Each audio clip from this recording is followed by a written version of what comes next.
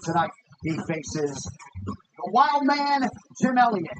What a night it's been thus far at United Center, and we are ready to go with our pay-per-view main card inside the home that Michael Jordan built. We begin with the 125. Jim Elliott's fight itself been known to battle with Kai Asakura, his study, the veteran, and his game plan is simple: to knock his opponent out as expeditiously and emphatically as possible. Long considered one of Japan's top dogs in the world of mixed martial arts, Kai Asakura will continue his introduction to UFC fans here in Chicago when he squares off with a perennial flyweight savior, who is one of the most difficult puzzles to figure out in the octagon, Jim Elliott. Him being so popular is making me popular. I'm getting some Japanese fans throughout it, so I don't really mind that. I love it. The higher the stakes, the higher the reward. 僕は他のフライ級の選手。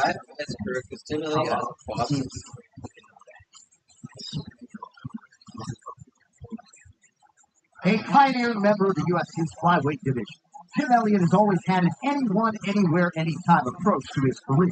And while he's been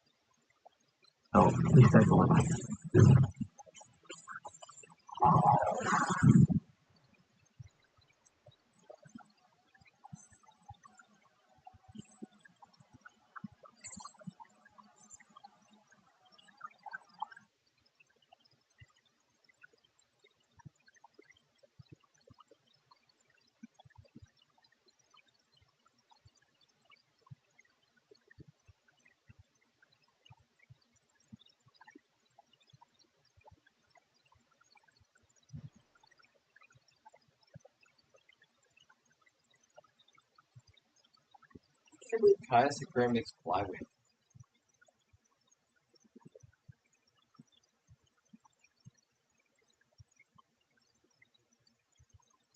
Yeah, it's just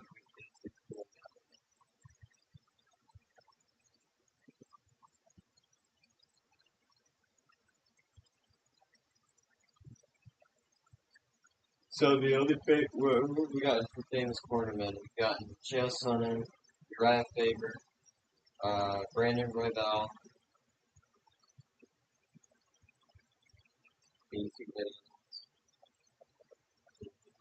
Eric Nixick, I think. Or not Eric Nixick.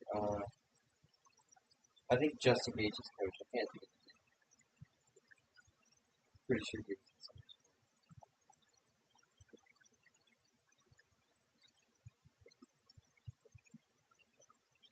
And then we've got robbed on all of our picks.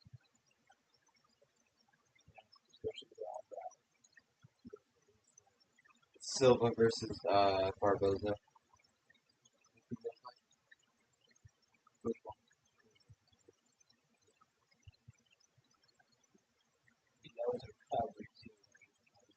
I know, even DC. I don't think that's how that ended, but okay.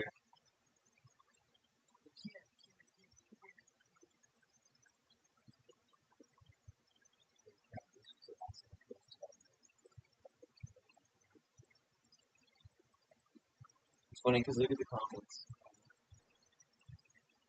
Yeah, look at the comments. We're at, that's what our subscribers.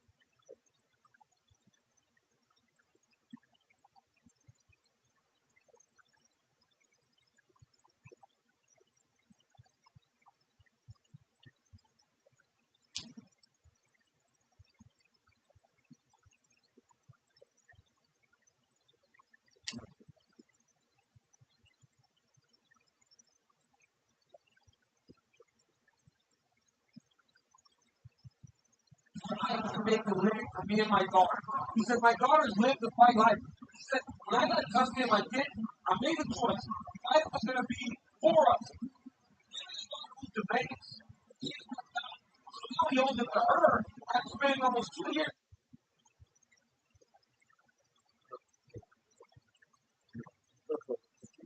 Uh-huh. 38 years of age, 9 years removed, fighting for the title against Jamelian's height. Final fight of the pain. To be fair, he hasn't fought in like 2 years. This guy's like, which is why I. Yeah.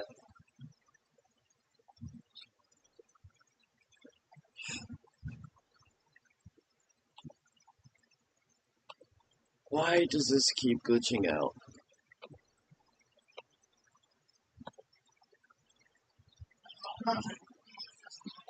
Final fight of the pain card pay-per-view. Huge middleweight of the pain card pay-per-view.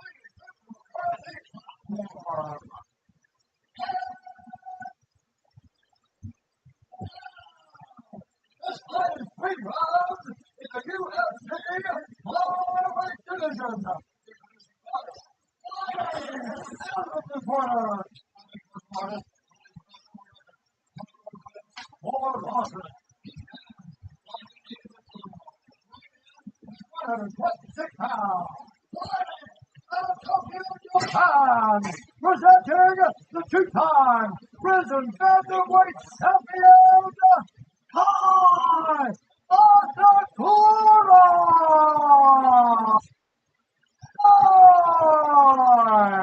For UFC 319, Classic versus Combined, presented by DraftKings Sportsbook, the official sportsbook of UFC.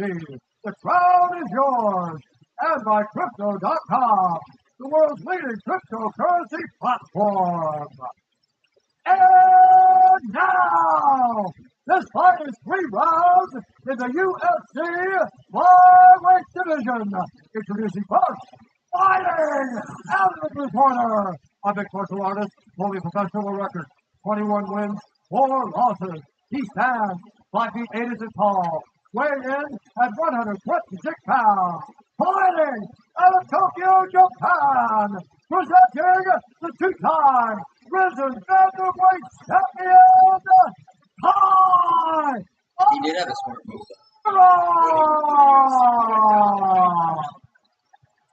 And now, introducing his opponent, fighting out of the red corner, a big martial artist, holding a professional record, 21 wins, 13 losses, 1 draw. He stands 5 feet 7 inches tall, weighing in at 126 pounds.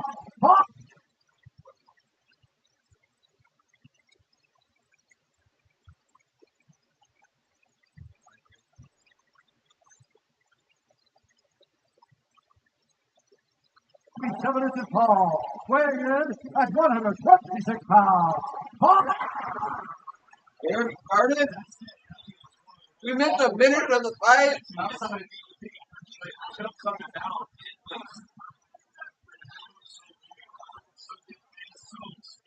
Well, we missed a whole minute of the fight.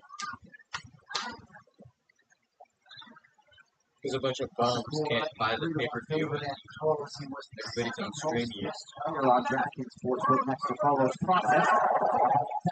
Great effective. Fast and he's big. You can tell Asakura is the guy. He's really fought bantamweight.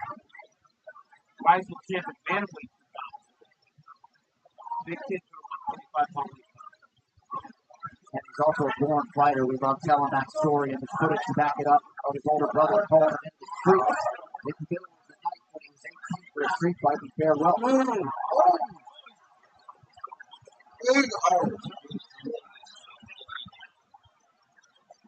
Tail landed a good left hand.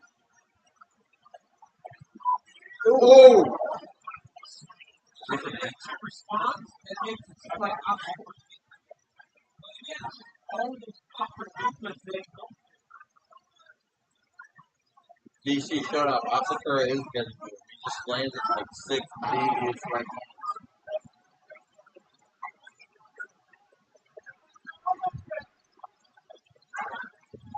As usual, Elliott had a great energy. Just stop dipping his head there. Oscar does a great job with his knees. Well, a new credit card is entered. You got the Crypto.com Visa signature credit card. Punching the button. Wait for the world of crypto. Learn more at Crypto.com/cards. Tim gives you a very awkward look, but the problem is he's not presenting a lot of dangerous offense that makes Kai think. It's all touch. He sticks right into the right.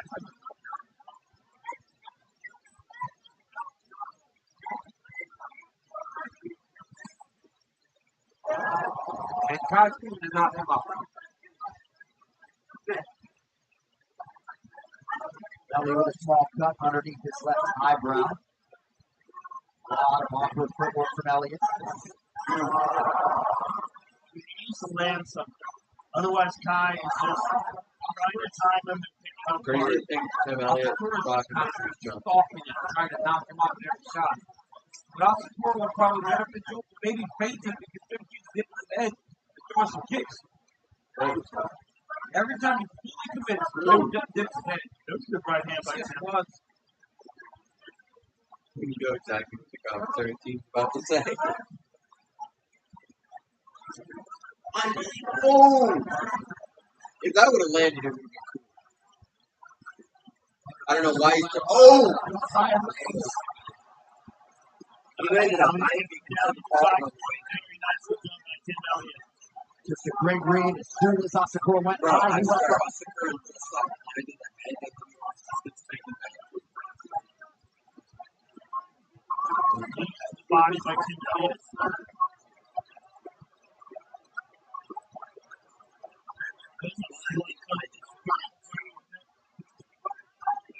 Gotta get some takedown to get 3 seconds to start beating him.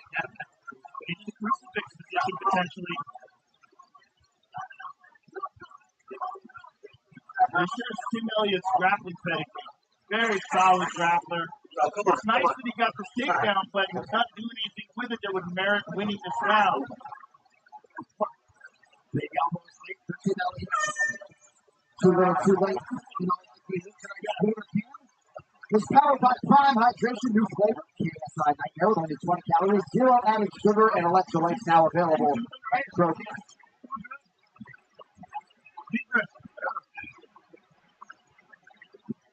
Coffee. Get your big breath here. Big breath. Big breath. Get a big breath right now. And one more. Hold it.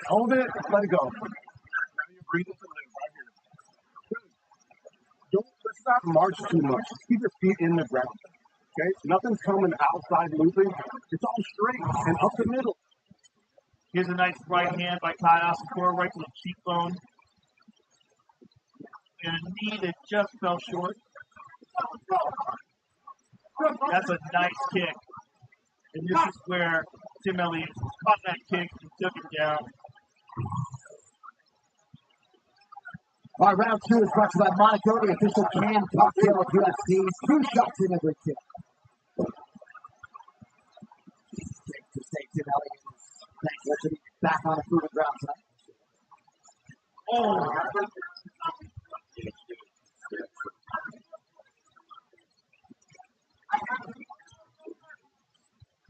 he has a weird style of all, without a doubt. He's fighting almost like the Notre Dame fighting art. I couldn't think of what it was. That's what it is. That's that hand by Tim Elliott. That's just kind of blows you to sleep. Yeah. Kookiness. Nice left hand again. Now, Kai's got to be thinking because of that takedown. Elliott did control him on the ground, but didn't really capitalize on it. But it did show that Jake was taken down and controlled him once he got it down. But just didn't do anything winning to merit winning the round. Yeah. Nice low shake by Kai. Wait, what a high kick from Oscar. Like Elliott. I don't know if Oscar is going to be willing to keep the numbers. And he caught it off the neck. Yeah, it landed. Yeah, landed on his neck and he took him down with it. Which is, generally when you're throwing high kicks, it's hard to take a guy down. Oh, nice left hand by Tim. So you see a little more hesitancy now. Oh! You missed it. Kai threw a high kick. This Smashing Machine starring Dwayne Johnson and Elliot. Everywhere October 3rd. You can watch the trailer online.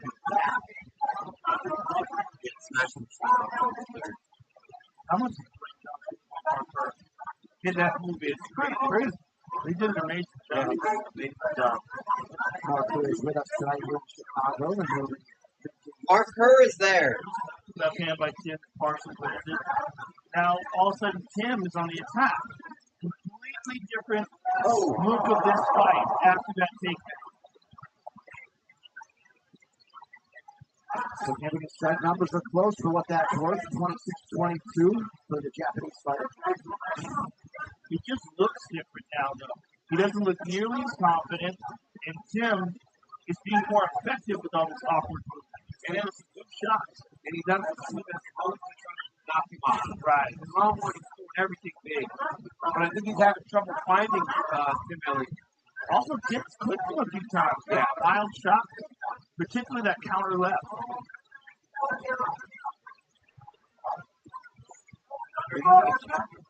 Movement by Elliott.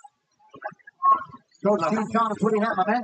All this movement Kai Asakura is doing, moving backwards, that's not doing him any favors. He needs to plant his feet, lower his level, encourage some takedowns, and throw combinations which include body shots. That's the way he's going to get to Tim Elliott. He needs to back Tim Elliott into the fence and throw some body shots if he wants to get to him tonight. What a problem. Yeah, there it is. That's what he's worried about. Oh, he's backpacked him too. Tim knows now that he has to go to 2 minutes to go round 2. He did not let Elliott settle him that time. But yeah, I believe he's right. Because it's hard to hit the head when it's reset.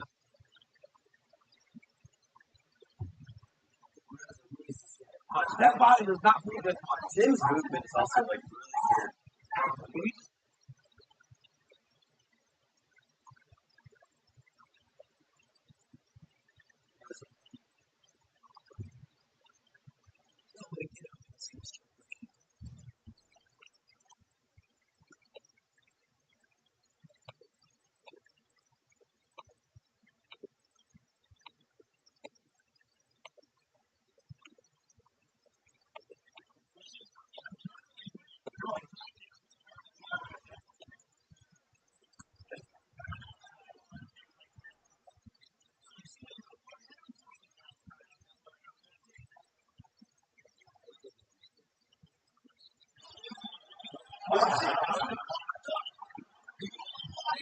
Missed like some key details here. Oh, I really thought I was maybe.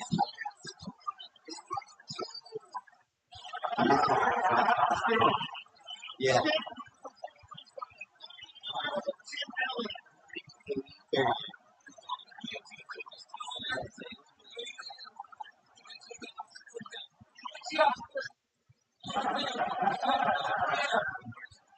Tried to buck him off, and he realized that Elliott was painted on top of him. He does that just in a reverse guard, but he crosses the legs underneath him, with his kind of core strength and that kind of top pressure, and that beautiful submission technique that he has. Tim Elliott's back in the title. By your official canned cocktail of the UFC. 2 shots and everything. Right here you see Oscar tried to attack. Tim Elliott was able to get the takedown, move himself in the position, guillotine, attempt went right to the mount. Oscar is immediately in trouble. And then look at Tim just take his time, keep taking his time to fish his hands together. But look at him pressing down on the shoulder of Oxford, and then he gets a lock. And then Oxford taps. I mean, what a beautiful performance by Tim Elliott. It got better for him as the fight went on. And eventually, John, he found his position, got to the mountain guillotine, and got the finish. Nice reaction from Chris Brennan and Austin Ford. What a moment for Tim Elliott here in Chicago. Well, big news, Vancouver. Tickets for the UFC Fight Night in October go on sale Friday, August 22nd at 10 a.m. Pacific on Ticketmaster.ca. Not going to want to miss this live event. UFC 7 Johnson Van City, 1st since June of 2023. Main event announcement is coming, but trust us, you want to be ready when the news drops, so set your alarms and be ready when tickets go on sale this Friday. 8th career win by submission for Tim Elliott. His 3rd by way of the time now. The official decision brought to you by Smashing the Heat on Dwayne Johnson. Yeah, one every year October 3rd. Watch the trailer online now. Ladies and gentlemen, referee Rob Madrigal called a stop to this contest at 4 minutes, 39 seconds of round number 2. Declaring the winner by submission due to a guillotine choke. This guy really needs to improve his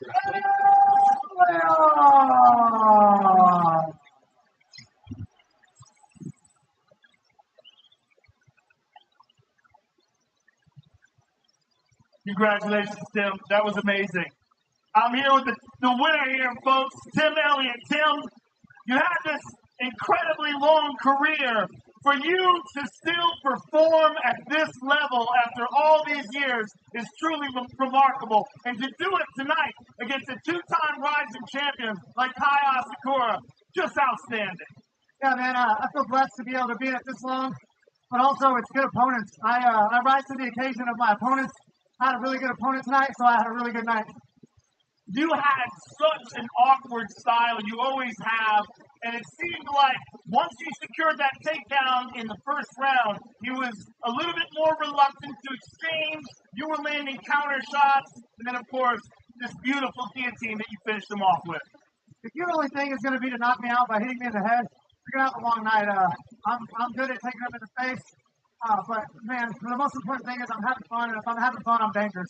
Well, you're not just having fun. Look, you can't stop moving. You were jumping up and down the corner. Is this one of the best victories of your career? Man, it's not just the best victory. Every fight for me is the best. Even when I lose, I'm still winning. I get to do a job that I love. I get to work with people that I love. I get to spend so much time with my kid because of the UFC. And I'm just going to keep going. And, man, I think I get a new contract now after this. So you might see another few years of Tim Elliott.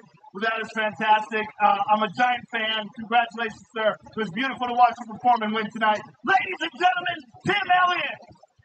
And we hadn't seen Tim Elliott since 2023 when he submitted Sumu Darji with an arm triangle. That is a monumental win in a career full of them for Tim Elliott. Plus 900 on the Japanese payout if you had him by submission. You had a couple big ones like that tonight. That's the truth, Chet. Zach Brown, the Zach Brown band, with us from fight number 1 tonight at UFC 319. Also with us, Frank Burns, flyweight contender, Tracy Cortez, plus by Tech Big Cat BFT. With us, as is the Jamal Hill. heavyweight champion. Oh, Welcome, Justin Rochester, one for partner of UFC and critical business discs. Your kid in here looks like Kevin Hart. Scheduled for five rounds tonight as he makes his 20th UFC appearance. He looks like Kevin Hart. Michael Bennett Page. Yeah, One of the Cardinals in the main event at much time. Don't argue otherwise tonight. He can ball play contention. Former world title challenger on this massive stage. MVP, Pete Kennedy, next from Chicago. From the bow and arrow and billionaire strut to a style-bending dance and T-City executioner, there are tons of ways to walk out to the octagon. And on DraftKings Sportsbook, there are just as many ways to bet on the big fight. Props, spreads, same-game parlays, over-unders, futures, and even live betting during the fight. Not doing a walkout, guys. DraftKings, the best place to bet UFC. New customers bet $5 and get $200 instantly in bonus bets. The crown is yours. UFC 319, Duplessis versus Chimaev is brought to you by Cuervo, the tequila that invented tequila. By Eris, top athletes and trainers rely on Eris, and you can too. Discover for yourself.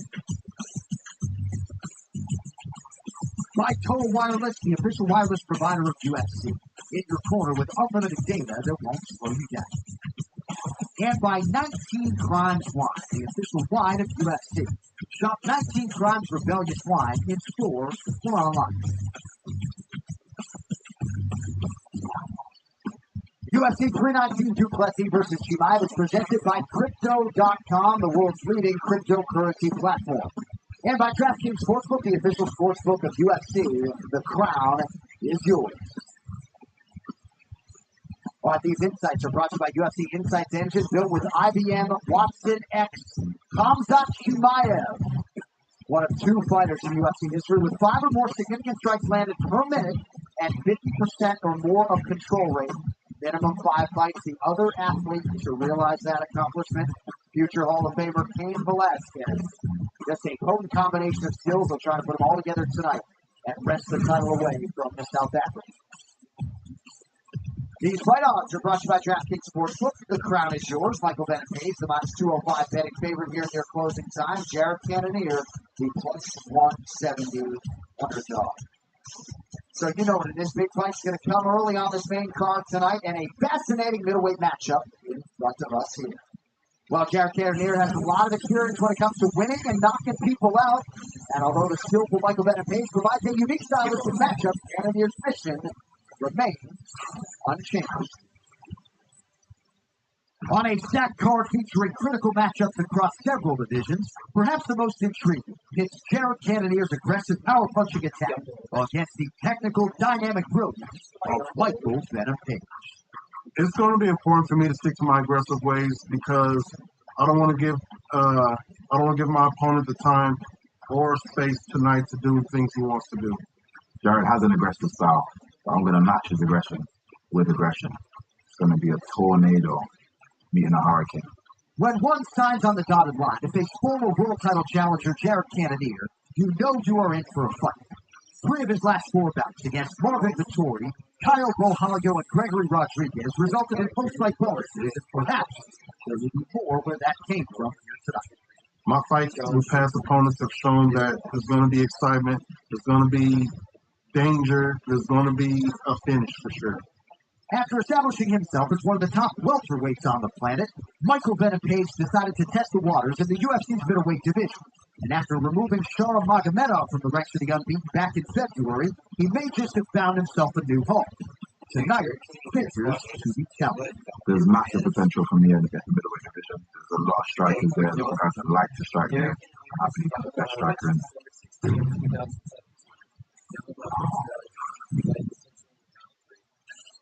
All eyes going to be on Michael Bennett Page soon, with more on MVP. We call it Charlie Arnold, brought to you by Total Wireless. John, thank you so much. You know, at age 38, Michael Bennett Page is more focused on strategy than ever.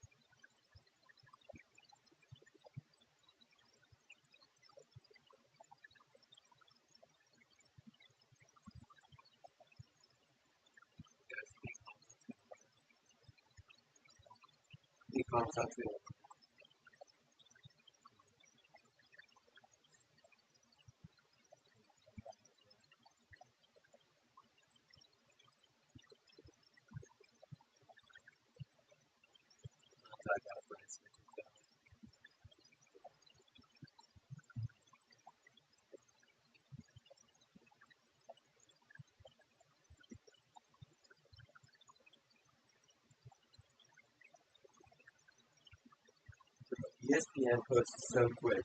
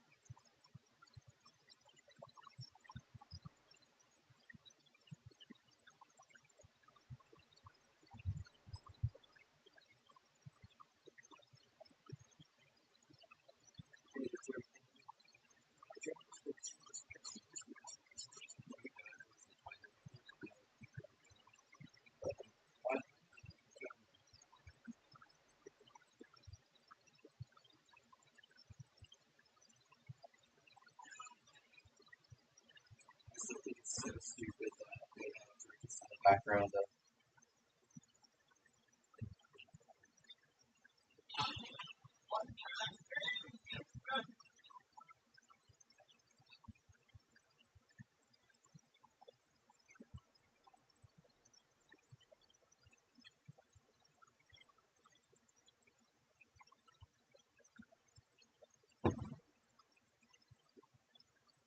hey,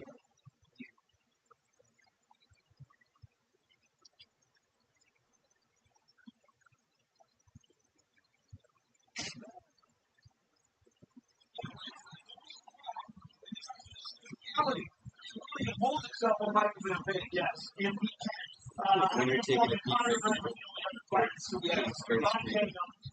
at featherweight, lightweight, and welterweight. Jared Cannonier is really a very unusual fighter. It's the durability and the endurance and cardio and the desire and discipline and focus he still maintains at 40 years of age. The Gregory Rodriguez fight was a huge win for him. Because Rodriguez he's moving through the ranks, and he really tried to stop that fight in the first round. Tonight's fighter descriptions brought by the Terminal List are both the prequel series starring Taylor Kitsch and Chris Pratt only on Prime Video. Daniel was a little bit down on parts of that fight, right? He's his own harshest critic, but right, to get a win over that monster, Gregory Robocup Rodriguez, in the main event in its prime at 41 years of age. Cannonier is going to be 42 in March. Amazing. A remarkable career. That's amazing. 8-4 as a middleweight, and certainly not done yet. Let's see if we can neutralize Michael Venom. All right, Taylor Tate is presented by Eat Better Earn Rewards for sustainable choices. Jared Cannonier, 41. Michael Venom Tate is 38. That's why I picked Page, because he has a style that uses his height to his advantage, where he uses like side kicks and stuff. In the UFC middleweight division, introducing first, Like a very like karate stance style to use distance, so that's why I think because he has such a reach. Yes, I think so. Or wait, no. Maybe. No, they haven't. Wait, yes, they have. I think they did. either they did or they said they wouldn't because their style was so The red corner, a mixed martial artist, holding professional record, 18 wins, 8 losses. He stands 5'11" inches tall, weighing in at 186 pounds. Fighting out of Glendale, Arizona. Present This month, Bruce.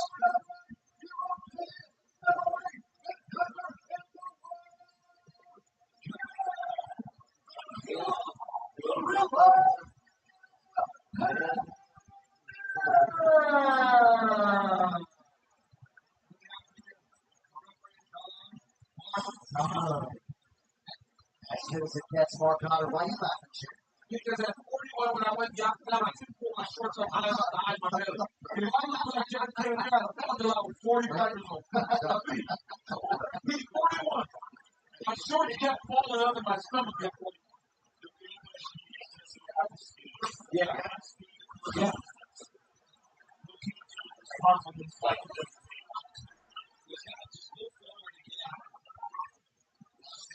Absolutely fascinated with this matchup. Somewhat out of left field came together. Venom Page and The fact that MVP does this with his hands straight, but look at his hand range. That's how they fight point fighting. I mean, he just knows how to do it. If you really watch karate point fighting, this is exactly how they all stand. Because it allows you to not telegraph your movement. And I said to MVP, And he doesn't really block either. He kind of just uses his leg is just right there. He goes, try. He goes, I got an answer for it. Because it seems like you can just leg kick him all day, right? Well, Douglas Lee did it. And Douglas is really, I think, the only guy that ever stopped him. He hasn't really thrown it. Well, because I'm in the leg kick. Yeah, I think he's doing it. MVP's got to do a good job to let under. Cannot allow Ken to get hand block. MVP did a good job of getting to him. Stops that single leg. shortening the body by MVP. It's not like MVP The only is downside is the undersized. fact that Jerry's in here. He's a welcome. Dean Thomas, what do you have to say? No, this is not a bad idea for Canada to take shots like this. Because you know, if he can get close enough to take a shot, he can score.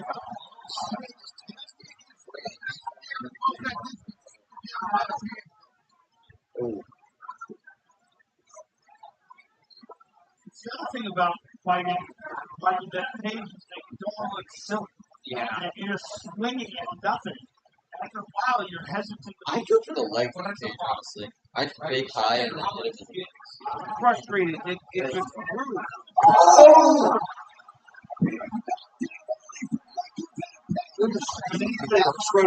Wow. Down. And I tell you, I hate fighting a guy like this. Look at this. That's part of this year. That's going to be hard for him. You got to just fight it. So good. You gotta just fight it, man. You gotta keep moving. Take your chance. I talk And even Charles Coleman is an elite kick.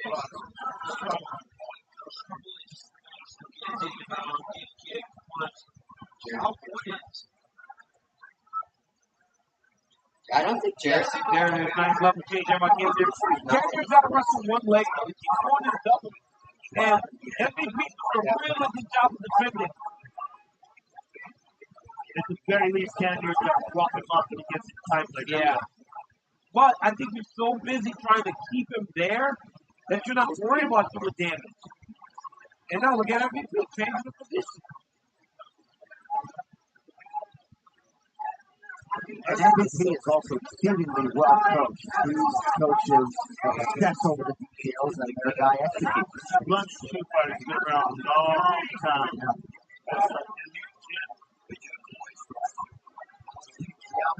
To our right, keep in the corner, Michael Madden. Nobody backs it straight. Like, I understand. The defense is better with Canada. I really do. Yeah. He's not getting off any damage. He's not getting pieced up on the outside. And know, hats off to Ian Gary, right? Put a game plan together to beat Winnipeg. Yes.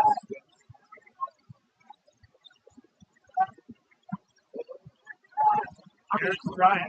Well, he's throwing him by, but he's not going to the next level. Right. Once he creates an angle, it's not going to be just stuck by and get it. You're going to have to go 2 moves to take MVP down. But this is awesome. And this, hopefully, for Jared will at least take some of this strength away from MVP. I would have came right there.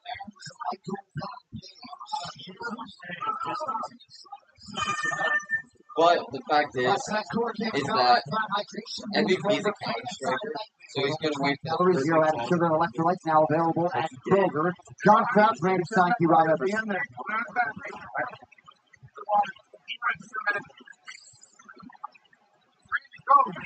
I want us to think for one big body. I want right into the body first, and not the head, okay? We'll watch the hook upstairs. Face, one, three, kick the body on me. And his legs are open. We're kind of chilling a little too close when you can go. Shoulder move, no screen, you go up the leg. With your head still. Catch him with the jab. That's the whole round. Right here, you see Cannonier throw an inside leg kick. Beautiful right hand by MVP. That was even better right hand than I thought originally. I thought he was off balance. That was MVP landing clean right on the neck, knocked down Cannonier. Great first round by Michael Winnipeg. All right, round 2 is brought to you by UFC, 2 shots in every can. MVP could have won it. MVP's always smiling. We did ask him about when he's cutting down to welterweight, and he says he really tries to stay upbeat. Certainly looks the part here at 85 in his second straight middleweight appearance. Oh!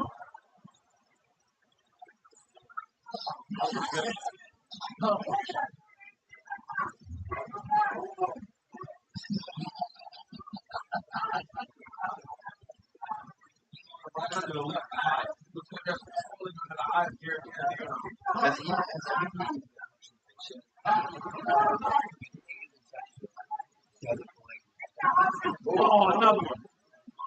Captain. MVP is like really he has really good headers.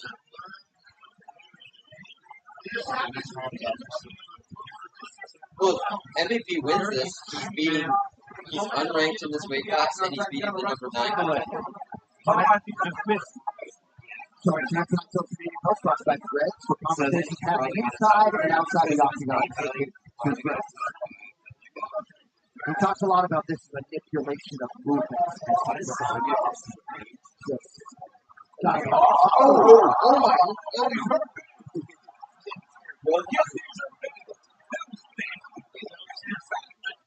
It's not that bad. I think he's kind of trying to move away from it. He got caught again. Man, this one staggered.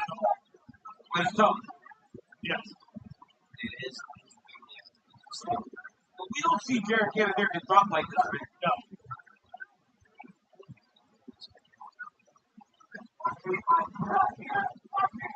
And, this isn't all of Michael Benepage's skills. You're not seeing any knees yet, high knees. Like, look at that hand. He throws a punch and this is nowhere near you. I know. I'm waiting for a tornado kick. Because following him, trying to cut him off without throwing anything really is going to allow him to take the exchanges, right? You got to just keep going. He's trying. I know he's missing, but he's still got to just keep going. He's trying to do his things fast. They have to go to the body, but even the body's not available to it. And you see the big reaction, whether MVP faints or throws. Yeah. Well, he's been touched now, John. He's been hit a few times. And he knows that the speed is just so much different for Winnipeg. The lips are so nice. He's had a couple of low kicks. I'd like to see him attempt to do more of those. He's got a strong low kick. Forehand still his knee. Keep the low kick. Yeah. Straus from the place.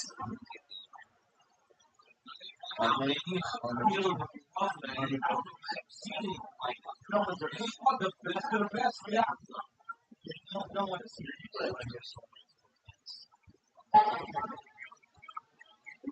lot of people wondered how he would hold up to the physicality They of probably have like a before fight day they come.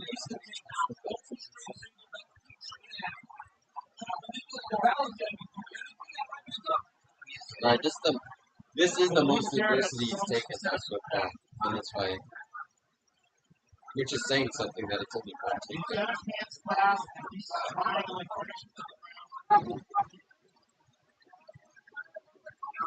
But this is exhausting for Jared as well. MVP had a training partner that came to train with my kid in my academy. And that kid could wrestle. So if that's who he's wrestling every day, he's clearly getting good looks. Well, he's intelligent, and he knows that the only thing that really slipped him up in the outside so far. Oh! If he would have came in with a check left hook, I don't think Canada's making a mistake of taking a wrestle double leg.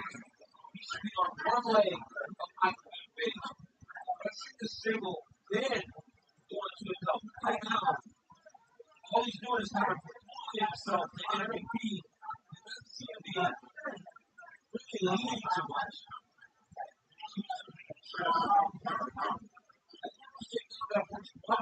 And once you feel it, it doesn't really work at all.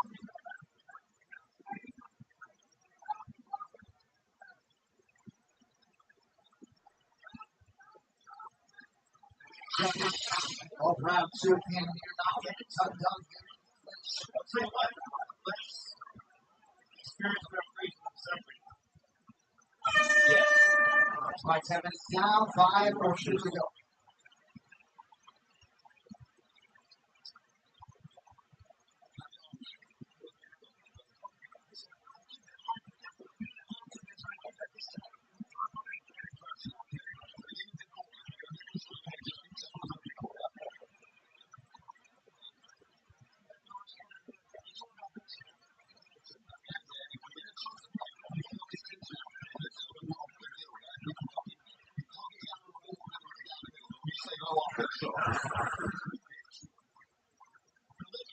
What is that right hand?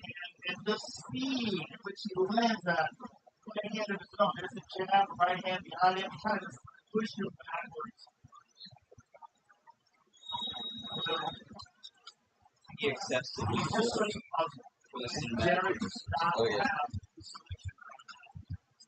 The championship gold on the line, October 4 in Vegas. Magomed Ankalaev looking to turn back the former two-division king Alex Pereira in a blockbuster light heavyweight title rematch.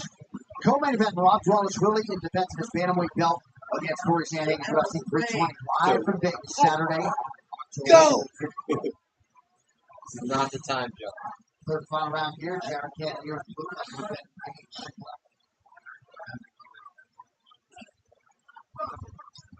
First big WWE.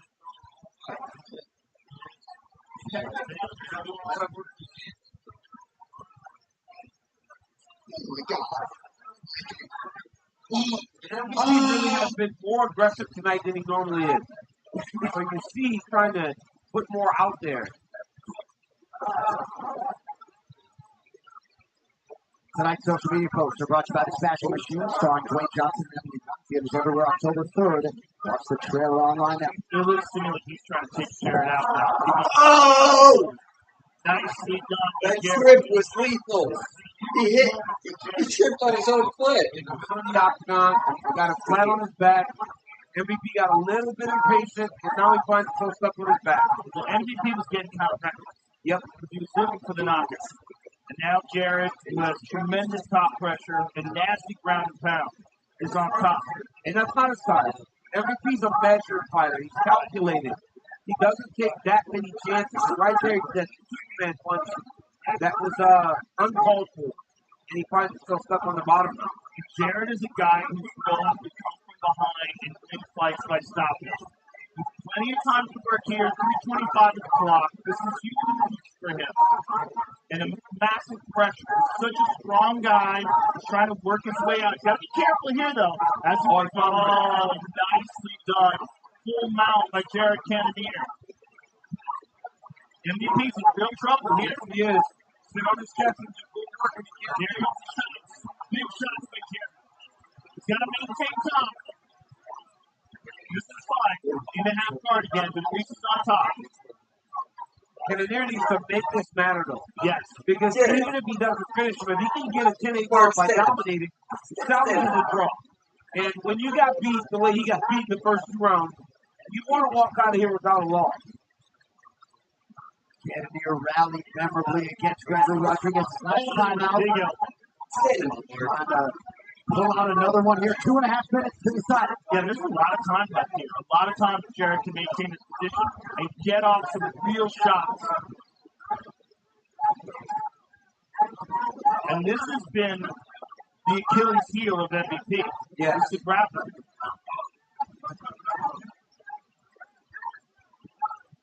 He's showing a much better understanding of his takedown defense. But again, now that he's here, he isn't showing as much. Jared's a big guy. And you know, when you're coming down from heavyweight and then light heavyweight, this is a different frame. Oh, Kimura attempts. Kimura can finish that down. It can be done, but it's hard. He really wants to step over to his left leg. Can't really get the armpit. Yeah. Yeah, he wants to get the armpit. He went for it, but he wasn't missing the arm to create the type of angle he would need to finish for home. Arm triangle chance here. Real possibility here. MVP's doing a good job of keeping him in any position, but yep, he's out. He's out of it. Jared couldn't secure the head. Jared's going to grab the wrist with his other hand. At least he's trying to. Yes. Come on. Posture. So, you gotta land big shots here. This is what he should be doing right now. Forget about the submissions. You got a minute to go. Start to blast. Open up. And then Cannonier is gonna look back and say, man, I could have got a takedown in the first period. I know I can control. Yes. But he really only got the takedown because MVP got stopped. Oh, there's a nice up. Very nice. That could be it. He needs more of those. And MVP should be doing everything he can to get back up to his feet. Don't just accept his position.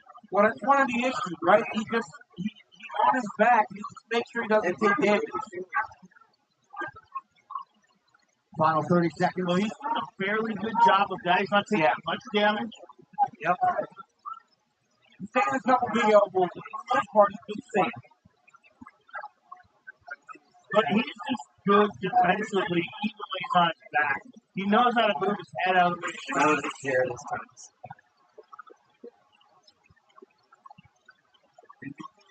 Big shot by Cannonier. And preach the crowd acknowledging the athletes. Jared Cannonier, Michael Bennett Cage go the distance. And MVP once again building a lead. And all indications are already been enough to outpoint the former middleweight title challenger Jared Cannonier here in Chicago. Right here, we see some of the work from Michael Vinipage early. Nice right hand drop. Jared Cannonier. Then again, MVP with the counter right hand. Just get out of place. Then he hits him with the left, then the right. Hits him with another left that knocks him down.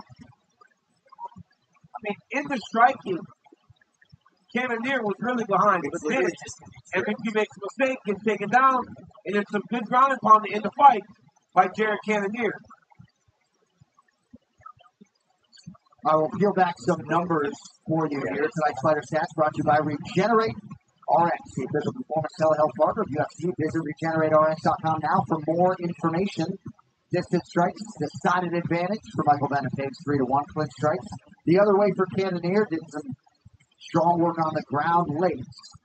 Likely not enough to earn the decision. So again, the desk doesn't even The unauthorized reproduction or distribution of this copyright work is illegal. is Armin in the store On the on the right side.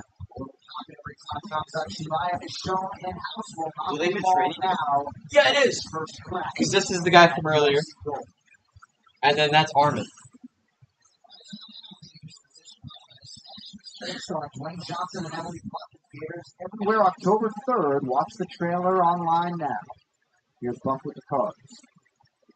Ladies and gentlemen, after 3 rounds, we go to the judges' cards for decision. All 3 judges score this contest 29-28 for the winner by unanimous decision, Michael Venom.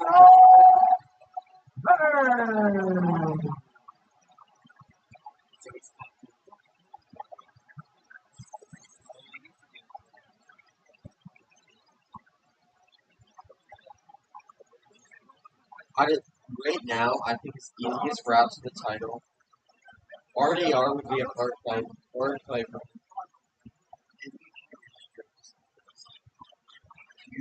Good to see the sportsmanship. Congratulations, sir. You all right? You hurt your hand?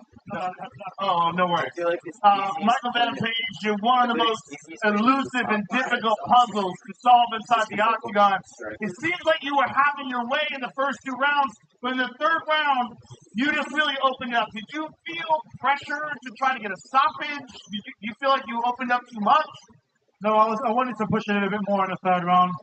I made a silly mistake, and bloody hell, he's so strong on top.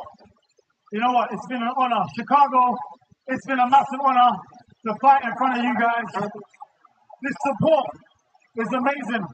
I always try my best to deliver. Because he's like still winning. He's in person still winning. You guys enjoyed this. I think he only has 1 loss. Is this division your division now? Are you going to stay at 185? Do you still have thoughts of 170? I still have a lot of thoughts of 170. Until I clear that out of my mind, it's difficult to fix it on this division. But if there's great fights like that to be had, then you're going to see me here again. Well, you're one of the most exciting guys. It's always a pleasure to watch you perform. Thank you very much, sir. Thank you so much. I love you guys. The one and only MVP. MVP, ladies and gentlemen.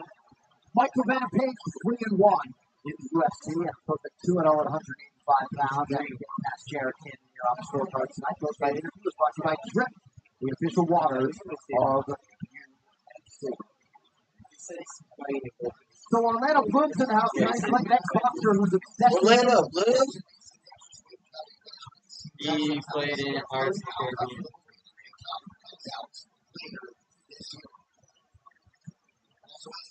Oh my God, Alexandre Pantoja. UFC flyweight champion, the cannibal Alexandre Pantoja. Also in tonight, Taylor Kitsch, Jack Paul, and Melanie Garrett in the house. The Terminal List, Dark Wolf, starring and executive produced by Kitsch and co-created by best-selling author Jack Paul. Premieres on the 27th on Prime Video. Also tonight, Shama, the former 2-division UFC champion, Poatan Lode. Young. Alex Pereira, this guy is a force of nature.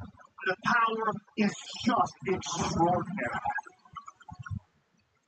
But he hasn't seen anything like this. Arguably his most feared challenger, Magomed Ankalaev. Oh, nice right hand by Pereira. Another one.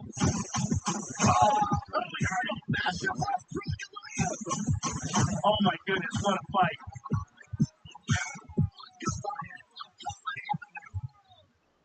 That man wants revenge. Really wants to remind everyone who he is. Magomed Ankalaev. So dangerous, so dominant. Absolute savage. This guy's unstoppable. He's a machine. He just melts guys. Corey Sanders. He's walked out of there and he shut their lights off. Championship fight.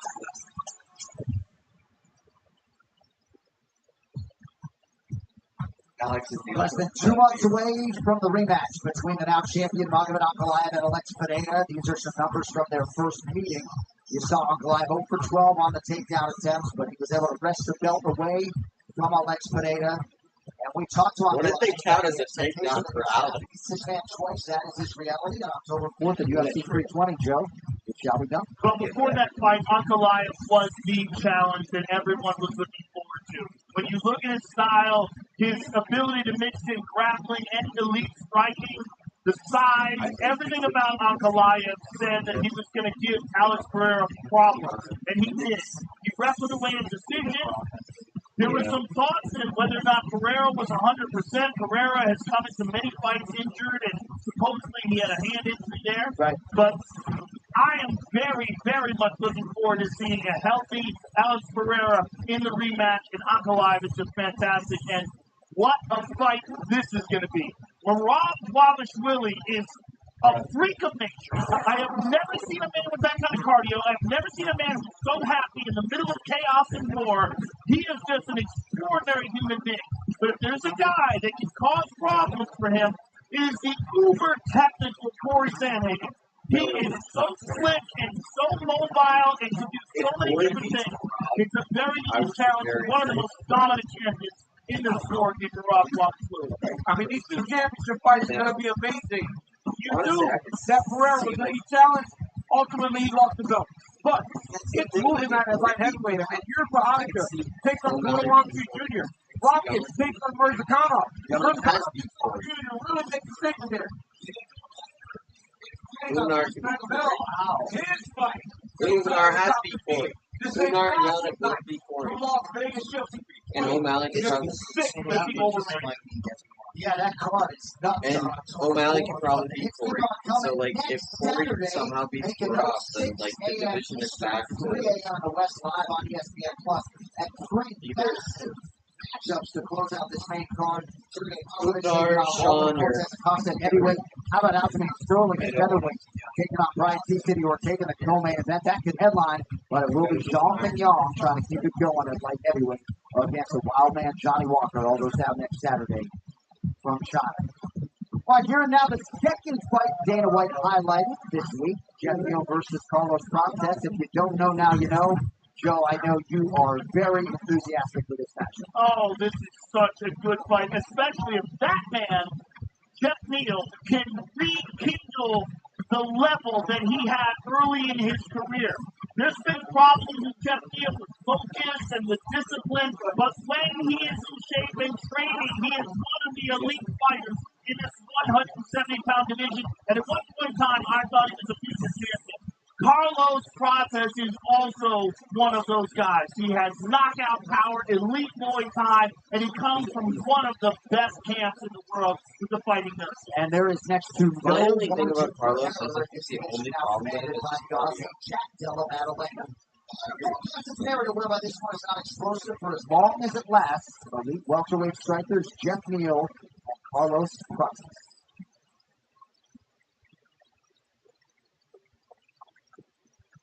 Look, every once in a while, a fighter comes along and you go, man.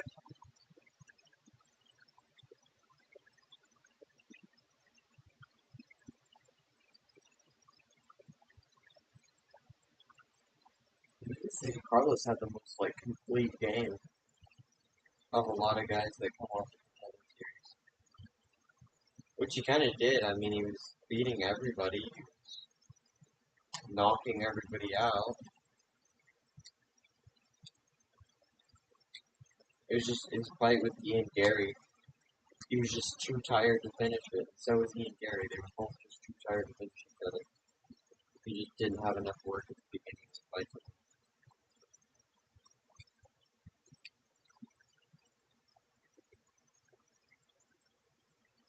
Plus, I think Ian mixed in grappling. And Ian has somewhat decent grappling. So, you know. But I think oh, yeah. But obviously, Prates, he has bad cardio.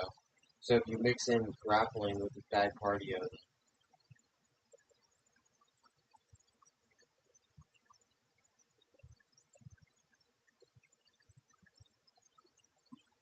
Jesus. Look at the highlights they're showing. The highlights they were showing from the Ian Gary fight made it look like he was winning the whole fight.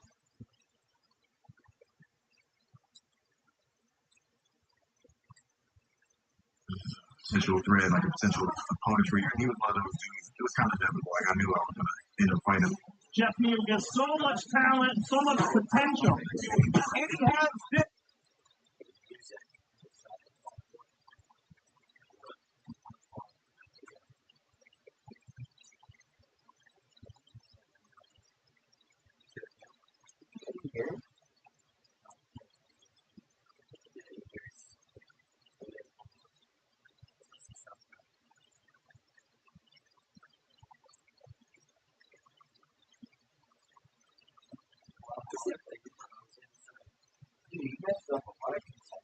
Is that Robbie Lawler?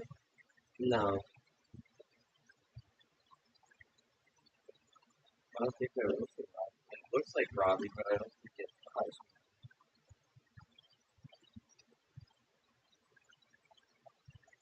the leech.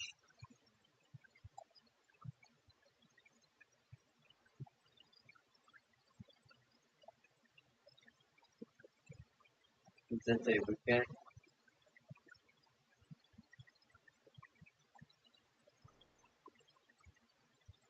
Gary Maggie.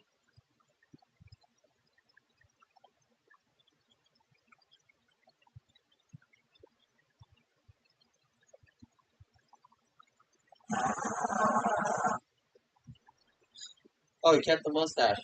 Yeah.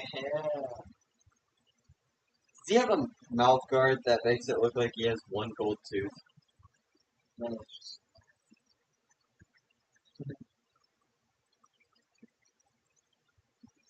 He looks more Mexican than normal.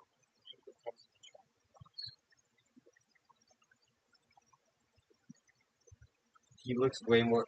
The mustache makes him look so much more Mexican than Brazilian.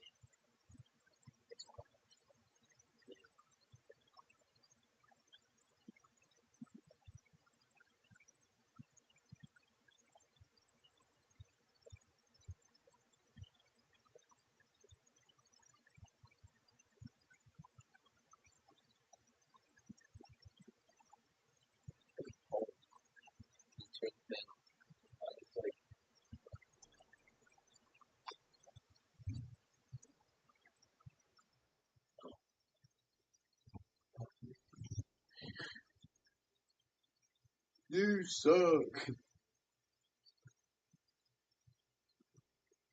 Lots of kicks. Cortez needs to use a lot of kicks because Jeff Neal does a lot of his work with his boxing. He's got to fight long and be very responsible defensively. But I got to tell you something. It's something to watch a Brazilian dude walk out rapping Rick Ross in English. Like, that is why he's a cool dude, man. He's rapping Rick Ross in English. It's crazy to watch Carlos Cortez. But again, all the success comes from the hard work, discipline, and commitment. And he even said, I've got more discipline. He goes, now I'm lined up with Damian Wyatt's old coach also on top of the rest of my team. So he's making the right reads and making the right decisions to try to help propel it forward after losing that fight to Ian Machado Garrett. Well, I think we're going to see a renewed hunger from Carlos Prates coming off of his first loss inside the octagon, which was a very good fight with Ian Machado Garrett, where he had a lot of success. But just, Ian Machado Garrett's really good. He's really good. He's a big hustle himself. Very difficult to find on the feet. And Prates was a little flat-footed in that fight. Machado Garrett always on his toes. But Prates has legit Muay Thai, vicious knockout power, and an understanding of distance that's second to none. He's just a really elite fighter with a massive amount of potential. Look at that mustache you got. Look at that mustache. Tremendous. Let's run for This guy next to me looks so Every now and then, one or two, no big deal, maybe just for show. Bro, the way that guy's looking at you is like, what? I have to stand here. These insights are not about cigarettes. They're brought to you by Justin Insight Manager Bill IBM Watson Exo Process, and this backs up your point, Joey. Got the Joker on his back.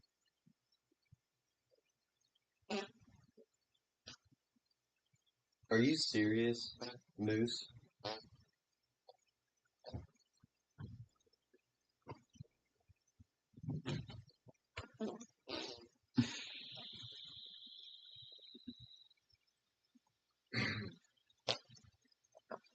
We're just gonna miss it. Bruh.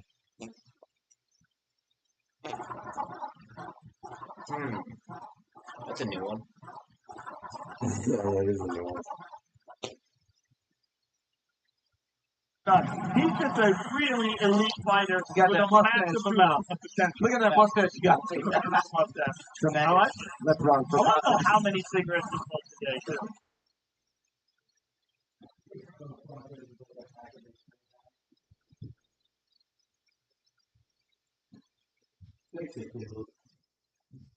Fix it. Carlos is definitely a pack a day kind of guy.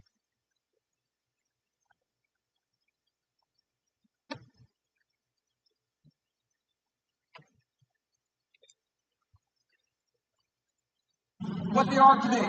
He also lost to Ian Gary and Shaka and had moments against both of them. This guy's no joke. Jeff Neal has tremendous striking, big power, and he's focused. When Jeff Neal is focused, he's as dangerous as anyone. Great boxing. Big, strong, powerful. And this guy believes that he's the right matchup to propel him forward into something even bigger than his fight against Carlos Prates. So what are Jeff Neal's keys to victory? The key to me, I feel like he's got to regain that top form that he had, like when he knocked out Mike Perry, when he knocked out Vicente Luque. That's when I was looking at him like a future world champion. He's still only 34 years old. He still has that ability. He hasn't gone through any brutal beatings. There's been no loss of technique. He's still got them. Gotta land combinations. Jeff Neal has awesome hand technique. If he can get tight with Carlos Prates and land big shots, I think he can have success. Hey, can I say cigarettes one more time? Yes. Jeff Neal said, I don't think it bothers him. Sure hell. I used to smoke cigarettes at the beginning of my career, too. So Jeff Neal's like, I don't think it's that big a deal. Well, it ties to it. Right. Some of the best technique and some of the best cardio guys in the world. Oh, so Carlos just said that. With that, ready to go with this feature bout here. UFC 319 tailgate presented by Beat Change. Beat better or reward for sustainable approaches. Jeff Neal, the underdog tonight. It's crazy how he's coming off a loss and he's Prates is 31. Prates taller by 2 inches. Oh, I know that. Just most of the time when they come off the fight. Back inside to Ladies and gentlemen, this fight is 3 rounds in the UFC welterweight division, presented by Toyo Tires, official tire of the UFC, and by O'Reilly Auto Parts, professional parts people. Introducing first, fighting out of the blue corner, a striker, holding professional record, 21 wins, 7 losses. He stands 6 feet 1 inch tall, weighing in at 170 pounds. Fighting out of the Madrid of Sao Brazil, Carlos the Nightmare Prates. And now, introducing his opponent, fighting out of the red corner, a big martial artist, holding professional record, 16 wins, 6 losses. Black and red is tall, weighing in at 171 pounds. Fighting out of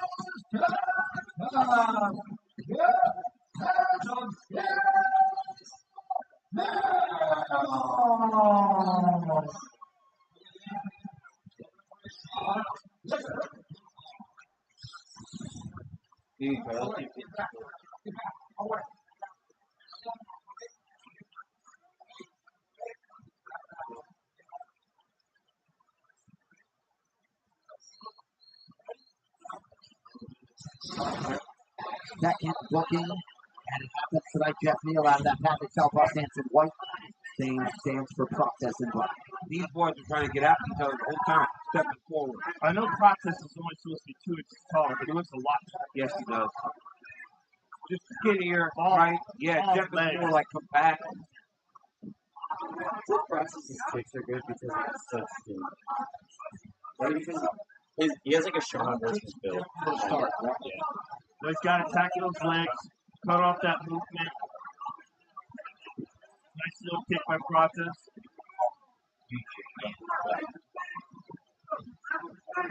Good connection there on the inside by Jeff Neal. That's where Jeff Neal shines. Sharp hands. Neal just seems completely locked in all week. Well, he looks physically different. He looks in much better shape than we've seen at the times in the past. Good little kick by Prates. All kind of spinning back hand. You like this. Hitting Jeff on both sides. Like his coach's stance, watch like Cuervo, the tequila that invented tequila.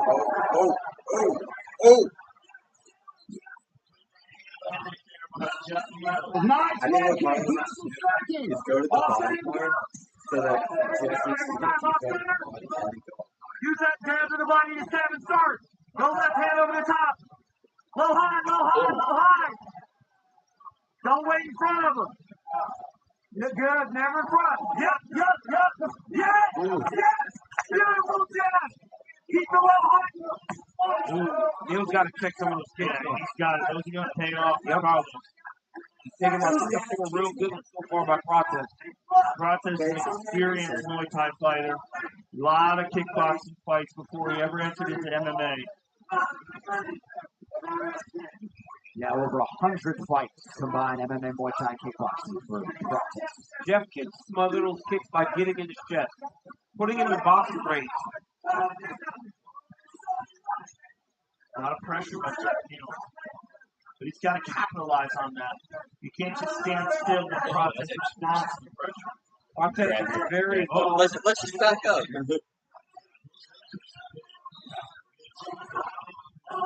Use your hands. Right to the left.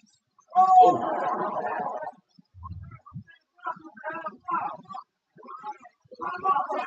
Neal continuing to force the issue with his forward motion. Just over 2 minutes here in round one. Oh, nice left hand by Neal. Oh, good. Oh, good left hand on the top by Neal. They're exchanging. Process landed a nice knee there. Good right hand by Jeff Neal. Neal said he was expectant that this would be a one-round fight. 2 minutes here to go in the first round. I think it's going over. Yeah. I mean, there is still a minute, but I feel like neither of them Swelling underneath the left eye of Neal. Process should use his knees. Yeah. And Sheldon knee would actually be pretty effective because the fact that he has a little bit of height on it. Process. Oh, nice knee to the body. That was nasty. That is one Process of better weapons. Who's going to get a great effect there? Oh! Did I hit him? Neal cannot see it. It's the chicken range, man. I think I should just.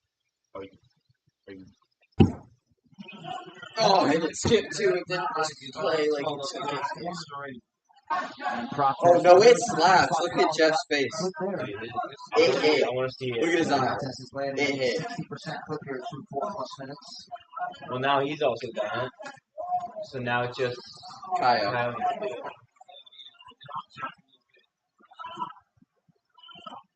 Oh! That's on them. That's on them. Carlos, you got 30 seconds. Oh, no. Oh. Knee, Carlos, knee. I believe he can get Knee. Knee to the body. right there, yeah. I would have liked that. Oh! Oh, beautiful low kick Process. I can, let's just go high on this one, you know? Let's Oh, lead elbow. Oh my god!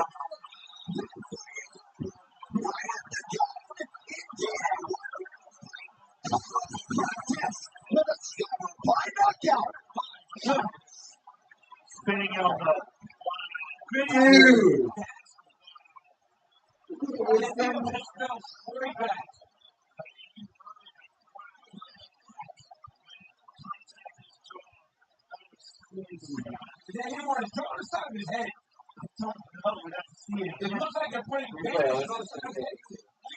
Yeah. Let's take a look at it again. Scary Process 2, running up. That was the lead. That was the last second too of the first round. Oh, yeah, right in the side of the head. He's dead. I was like, Process didn't, like, I'm pretty sure Process didn't even think he was going to hit him. And we've never seen Jeff I done think like he that. kind of just threw it and was like, Not like that. One shot, not Bro, the end of the first Yeah, round. he's got a gap on the side of his head. yeah. The sound of that name. That was nasty. Dude. The sound. So Let's take a listen. It did, because you see his eye. And how you would blame it, that's the only thing that would swell his eye. Dude. That's knockout of the night. Well, once it's official, Once he wakes up, it will be the biggest Yeah. back elbow knockout in UFC history. Good to see Jeff Neal alert. Yep, that on. He had some moments in round one, but it was really starting to be taken over by the Brazilian. And Yes. Process don't need that tool. We've done it 5. John, Jeff said it was going to be a one-round fight. I don't imagine he thought it would end like that. That was nasty by Carlos Process. And showing his game is improving. He's gotten better. His 13th UFC appearance for Jeff Neal. He has never been knocked out in the octagon before. And Carlos Prates, what a response to his first UFC loss to Ian Machado Gary. He is 5-1 in the UFC. Might be back on that bonus life after that. All right, to make it official, here is Bruce. Ladies and gentlemen, referee Jason Herzog has called a stop to this contest at 1 minute 59 seconds of the very first round. Declaring the winner by knockout, Carlos the Nightmare Prates.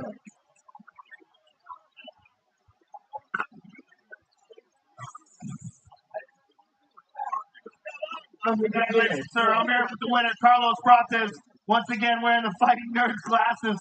You came back from your first loss inside the octagon in spectacular fashion and became the first person to ever knock out Jeff Neal in the octagon. How good does that feel? Bro, I feel amazing, but first, because you come here, because I need to talk with that guys. You know, tomorrow will be my birthday, you know, and please, give me a fight in Brazil. You know, also, sign my friend, my boy, Marcos Zegler. 11 winning streak, LFA heavyweight champ, the best spot for fight in Brazil. Please let us fight in Rio, you know, and 50K bonus. Happy birthday tomorrow. Let's go. Let's party. What a good guy. There's no way he's not Using getting his bonus. post-fight speech to try to get his friend into the UFC. Carlos, this was a spectacular performance. You didn't specifically you rebounded from your last loss, but you look better than ever. Yeah, you know, a lot of people say like, Carlos is done already because he's smoking, he's party, and he cannot be a champ. And I'm gonna prove everybody I can be a champ. Are you kidding me? He's still smoking, still partying, still drinking whiskey, still enjoy the best life. I'm pretty sure that's what's well behind. Okay, I just heard from Dana White that you are going to get a fight October 11th in Rio, and you are going to get the 50 so that's bonus. so it's gonna be Crushes, With a Oliveira, performance like this, Fiziev, this sets you up in an Oliveira, amazing position. Crushes. Who would you like to face next inside the octagon? I think the co-main event in Rio should be Carlos Prates against Leon Edwards. You know, our respect for that guy. Good call out. Good call out. Now, Top 5 call. Top 5 call out. Carlos Prates, ladies and gentlemen. Carlos I'm Prates actually hyped is for Rio. right. And how about Dana White picking up the phone, telling the truck, yep, we're giving him the bonus. I feel like He's fighting in Rio. Tonight's fighter stats brought to you by Regenerate RX, the official performance telehealth partner of UFC. Visit regenerate.rx.com now for more information. The man with the most knockouts since 2024 when he made his UFC debut, none other than the Nightmare, Carlos Prates. All right. Lerone, please don't cook my parlay. David John, long-time mixed martial arts and UFC supporter. Look at UFC 319, as is the head coach of the Boston Celtics, Joe Mazzulla. Champion Nigerian Nightmare, Kamal Usman, is with us. Wow. As is Chicago. Hey, it's the mayor of Chicago. Why is he pointing at Burns? Is this a call-out? Oh my God, Mark Kern. Ross Rudolph from the Smashing Oh my God. Machine with us here tonight. Good to have them in the building. Is that Mark Coleman? First time since 2017, UFC back in Shanghai next weekend. China's own Zhang Ming. Yeah, I'm going to go. Carlos is still my favorite. And then I'm going to go Rufi. And then John. And then Next Saturday. I just feel like Kaio's just not the style of fighting. With more on that, here is Charlie Arnold. Back it up. Thank you, John. 8 years after turning Like, I'm pro, good with moved to defense, but I like CrossFit, some flash Aaron stuff. Cecil makes his UFC debut. Calling this a sick or swim moment. Yeah, He said if he throws a feels like spinning up, he's he's in the like, best go on. shape of his life in part because of his training with Hamza Chimaev. Bro. He is ready to prove just how problematic If he actually and gets to going Leon to be for Edwards. this featherweight division. But first, He'd let's be get past above 6 minutes Lee, for or Murphy, he'd who be on short above notice here puts his in unbeaten the record rankings on the if he line. beats Leo. Pulling it together last minute, no issue for the Miracle, who keeps the chain year-round and frequently studies his own fight. In his words, this is not just a fight for me, but a ticket to a title shot. If it was no Don't go contest, it'd anywhere. be 1 Major and fireworks in this featherweight co-main event are coming your way next. that was You had to shoot him to end the fight. An example needs to be made. Thank you for your service. Is that obvious? I need 2 shooters for a time-sensitive op. If we do this, I need to know that you can find great. Have my word. You do not have to turn this way alone.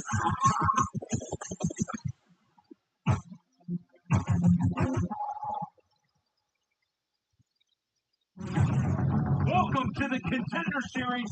These are the best of the best from around the world. The amount of talent that's coming out of the show is insane. Nearly a third of the UFC roster have come to the Contender Series. So many of us have gone on to do big things. This show has created UFC world champions. The question is, who's next?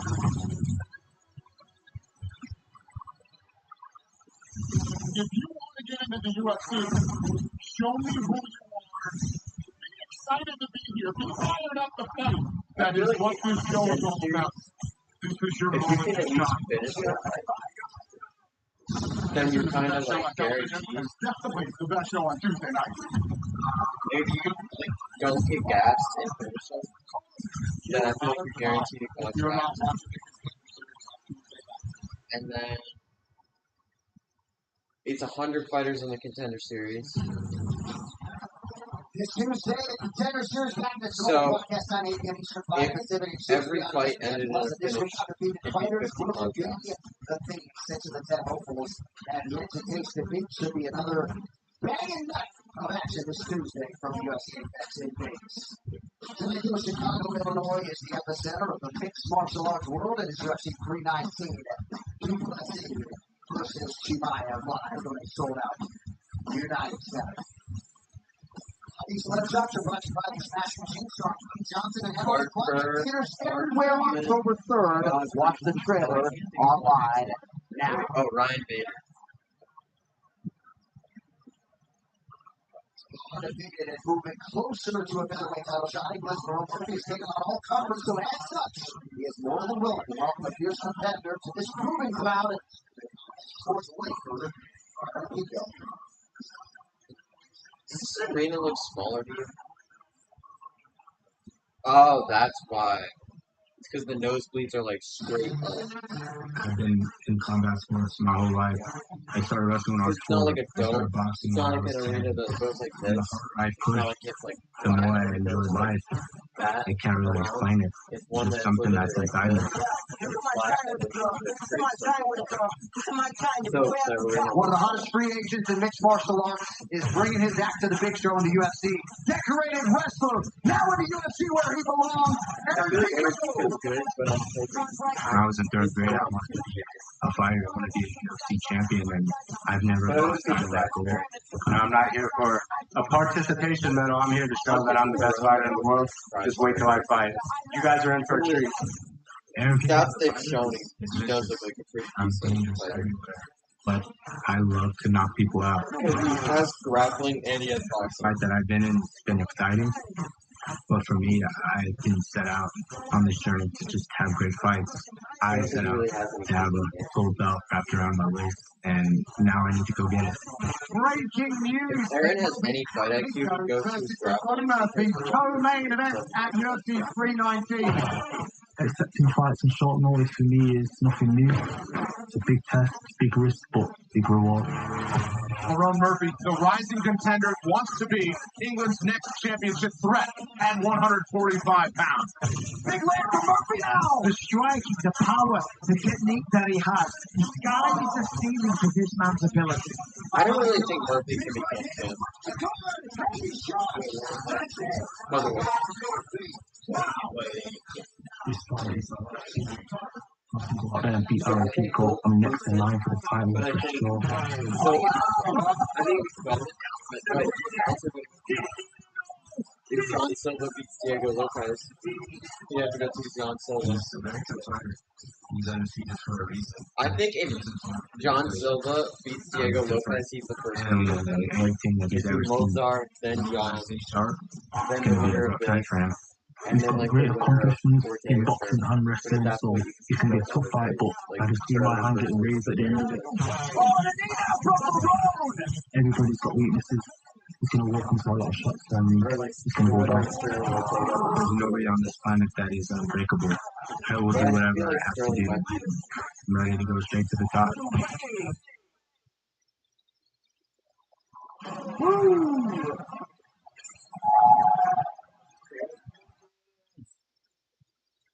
Bro, I did not think that was gonna. I thought it was just gonna drop him too. I didn't think that was gonna fully KO. He got hit with it. I was like, okay, but he's probably gonna stumble back a bit. But no, he's nice. I know, because I knew that the bell was about to go off, so I thought it was just gonna drop him, and then it was like, all right, second round coming up.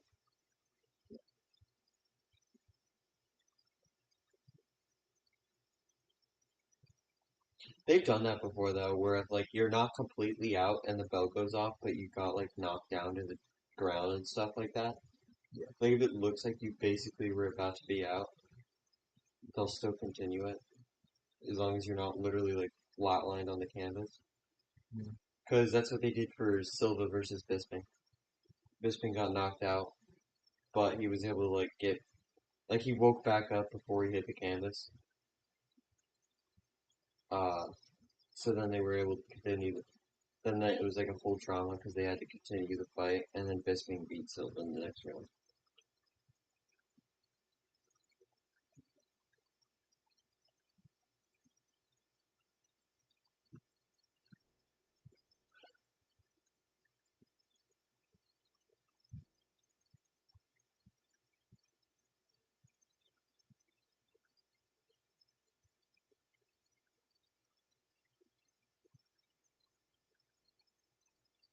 Seven first round finishes.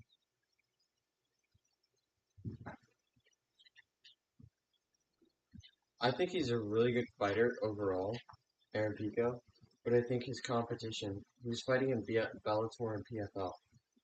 Yeah. So I think the competition just changes. I think he can be a really good fighter in Bellator and PFL, but I think in the UFC, he still has to. I feel like he's gonna be like every other fighter, except he's the first one to come over that hasn't been a champ. Like I'm pretty sure he hasn't been a champ yet, and he's only 28, so he's like around his prime.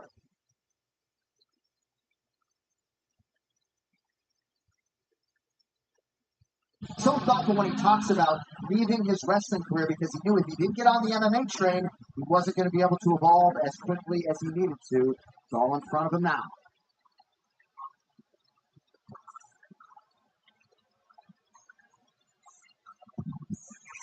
Ooh, crazy walk on black.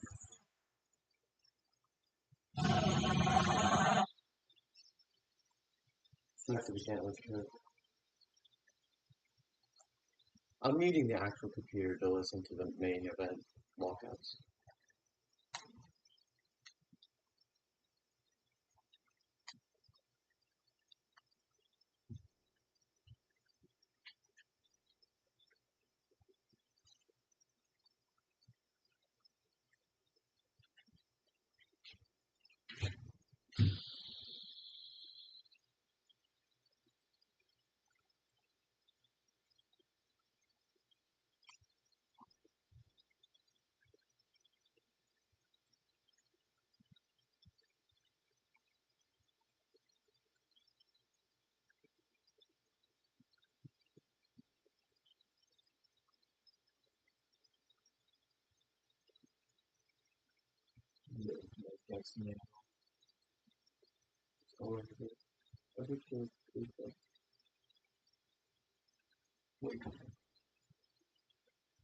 Told me to hop on ESPN. Spend $80. Hop on stream used.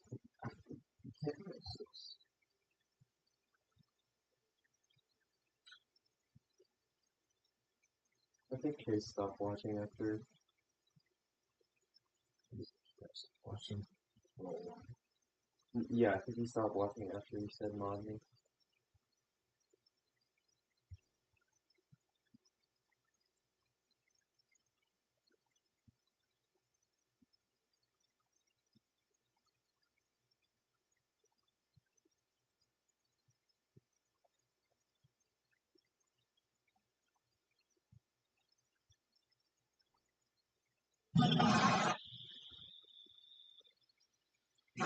Man, let's get this started.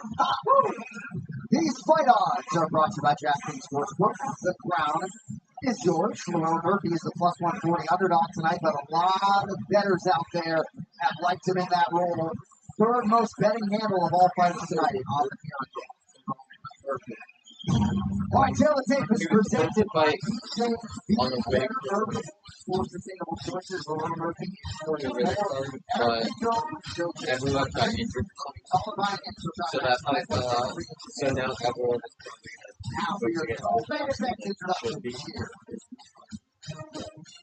Gentlemen, this is the coming event of the evening. Presented by New Amsterdam Vodka, 5-time distilled and 3-time filtered. New Amsterdam is in your corner with award-winning vodka. And by the Terminal List, Dark Wolf, a prequel series starring Taylor Kitsch and Chris Pratt, only on Prime Video.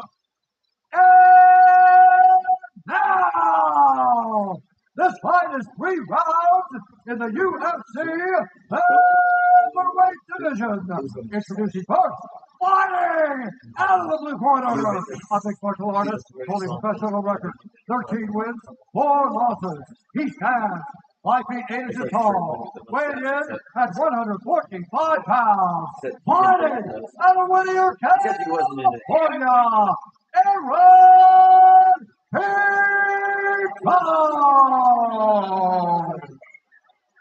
And now, introducing his opponent, fighting out of the red corner, an unbeaten mixed martial artist holding a professional record of 16 wins, no losses, and 1 draw. He stands 5 feet 9 inches tall, weighing in at 146 pounds. Like they say he's undefeated. Presenting the number 6 ranked UFC Featherweight contender in the world. Half a win, half a loss. So he's really undefeated. The Miracle!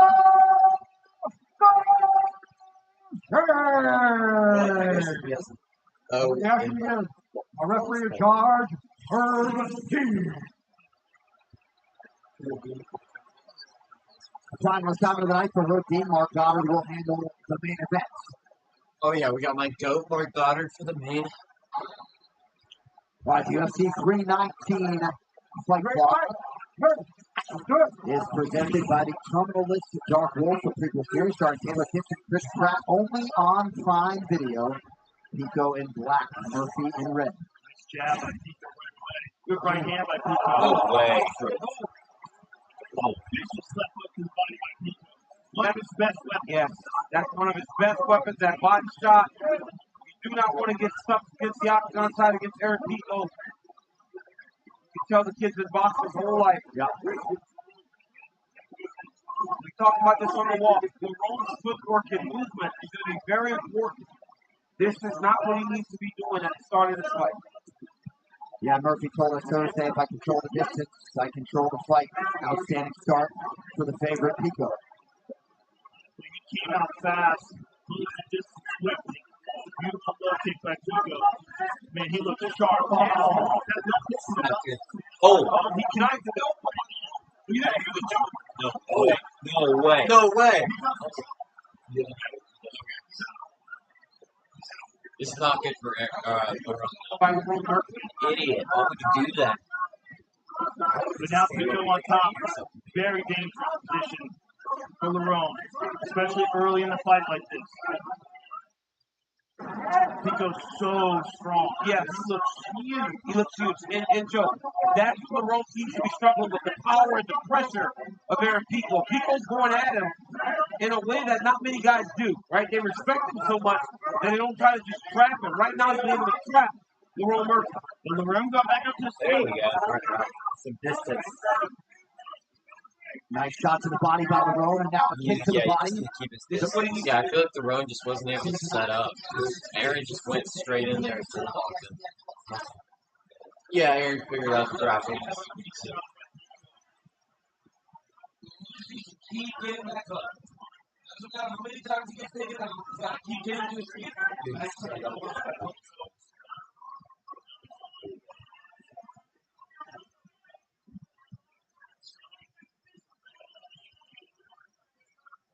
Back.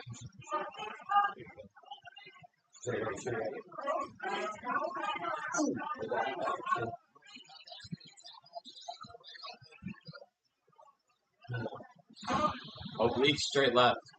Oh! Beautiful timing with that knee.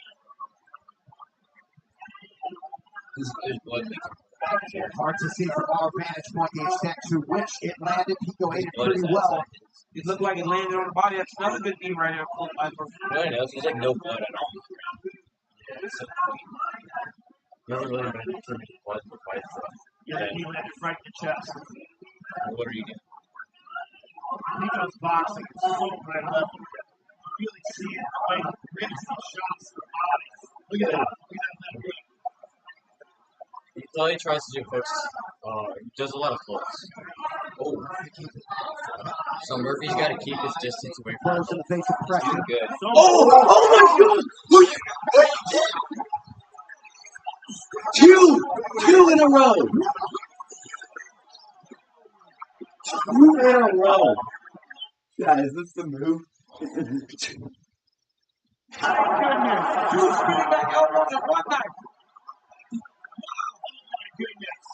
Alright, DDP was spinning elbow. Oh my goodness. Top teams, Lerone Murphy. Oh my goodness. That was spectacular. I was actually worried for the round He two. with the spin. He recognized Pico was constantly pressuring him, right? His footwork, John. We talked about this at the start of the fight. He started moving. Pico chased him, and he got a beautiful spinning elbow off. That was nasty. He's still out cold. They are attending to Aaron Pico, and if you're Alexander Volkanovski somewhere watching that, what else do you need to do if you're Lerone Murphy? But John, he actually said it. Lerone might be the guy. Watch Lerone step off. Step off, dude. Oh! Bro. Pico would keep chasing. And then he hit him again. Wow. No follow-up shots needed. Perfection. Look at this again. Oh. I mean, it doesn't get any bigger than that. The fact that two spinning elbow KOs in a row. That's never Are happened. you kidding me? No. This They don't happen often at all. This I mean, look at this. He's already knocked out. He's already knocked out. Out cold.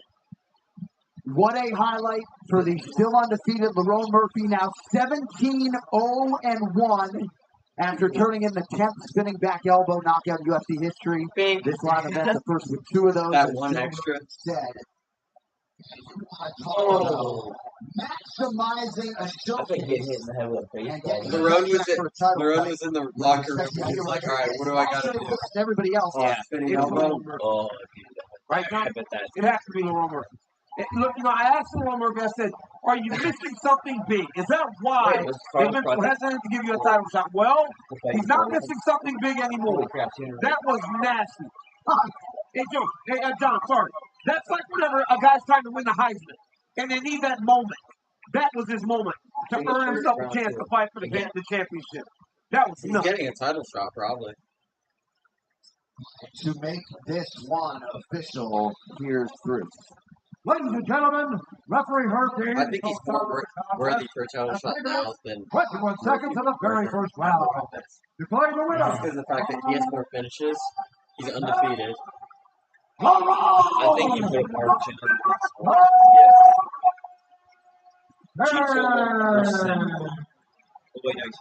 Ladies and gentlemen, I'm here with the winner, Lerone Murphy. Lerone, we were saying before this fight Everett fights both. Winner of the Lopez. You don't pay attention to everyone. And Someone needs to make a big statement in order to really stand out. You have been amassing this undefeated. He might jump ahead of Evloev. You made a big statement. Yeah, man, this sport's all about moments, and I just created one. I needed something like this. I took the fight on 3 weeks' notice. I believed in myself. I knew the opportunity was there. I'm next in line. Let's go, Volkanovski. Well, you certainly made a very, very compelling argument for that tonight, sir. Let's take a look at it on the big screen. You knew that he was pressuring you and constantly coming forward, and you timed this spinning elbow perfectly. Yeah, man. Pico is good. Hats off to Pico. I think that's the hardest first few minutes I've ever had. He's dangerous, man. But I knew he was going to walk on something. I threw a knee a bit earlier than that. I was getting his timing down, man. Because you knew that he was consistently, constantly moving forward. Yeah, he's too aggressive, and I said that in my. It's like a better, cooler. I said I will use his aggression against him. Well, you certainly did that, sir. And you also, I've just been informed, got a $50,000 bonus tonight. Congratulations for that. And you made a very compelling argument for you being next in line for the title. Yeah, can I just say one thing? My teammate Jordan Barton here, he's been my hardest sparring partner for every camp.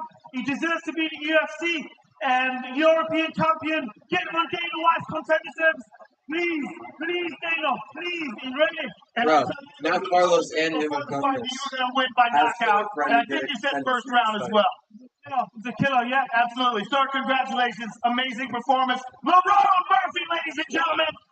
That post-fight interview was brought to you by Drip, the official water of UFC. Nice job putting over his teammate Jordan Barton. There's the head coach. Lerone Murphy for a title shot. Lerone, the Miracle.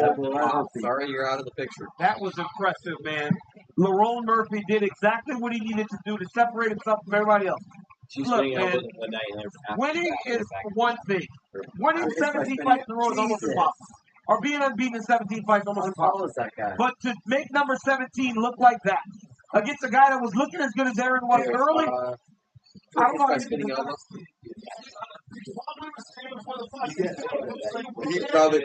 the back. He was like, "All right, guys." He does everything intelligently. He follows the game plan. He can do it all. Basic process with the spinning elbow KO. And then right after that, Lerone Murphy with a spinning elbow KO. Just unbelievable. All right, so Lerone Murphy very well could be next for Alexander Volkanovski after a monumental result here tonight. Rynear DeRitter, a most interested observer to our middleweight championship main event. Yeah. Also, as the backup, Kyle Bohalio. Interested to see who will emerge. Same could be said for that man who had a huge win a week ago. What a performance by Fluffy Hernandez. Fluffy Hernandez made a giant statement Saturday night. Bro, all he did. All right, 7-game parlay, you know what it is. You combine a bunch of bets from one game to one fight. In this case, it's Dricus du Plessis to win, to get it done by knockout, and the fight has to go at least 12.5 minutes. If all of those come in, that same game parlay will pay out at plus 950. I think that's really trying to stretch out. All right, coming up next, it is our main event, and there's a look at the middleweight champion, Dricus du Plessis, 9-0 in the UFC, 2 successful title defenses already in the rearview mirror, and now tonight, he'll try to put all arguably his biggest win today against the first-time world title challenger. I really wouldn't be surprised if Monta wins either. Like, I feel like there's ways for both. Yeah. I feel like Dana and Hunter really cooked on matchmaking for this card. Coming up next from Chicago.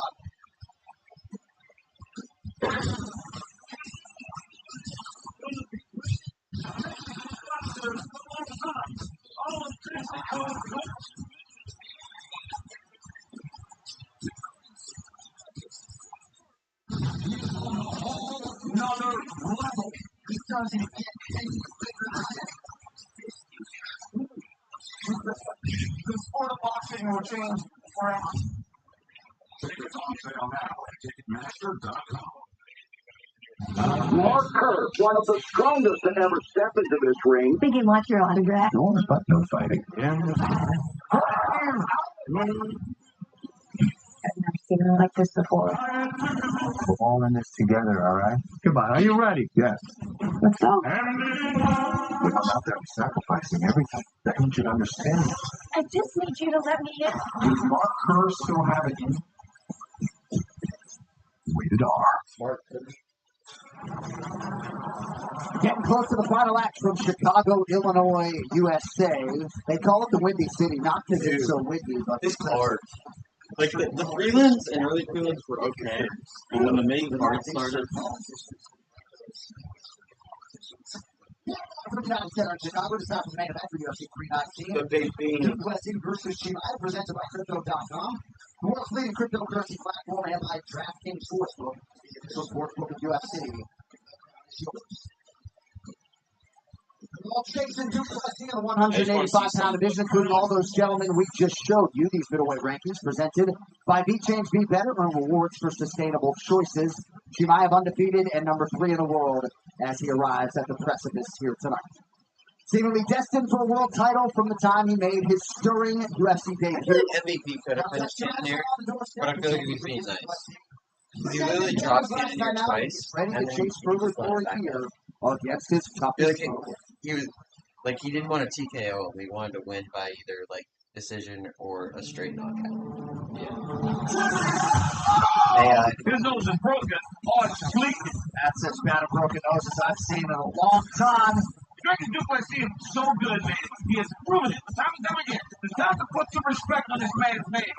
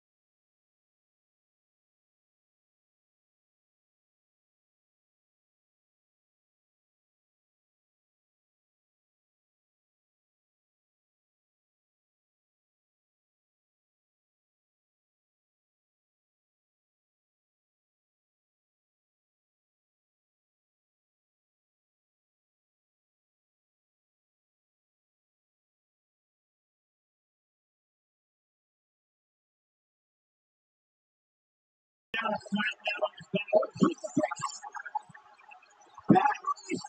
Champion. Oh my goodness. Alright, we gotta watch it like this until the round ends. Hold on, I wanna press the screen.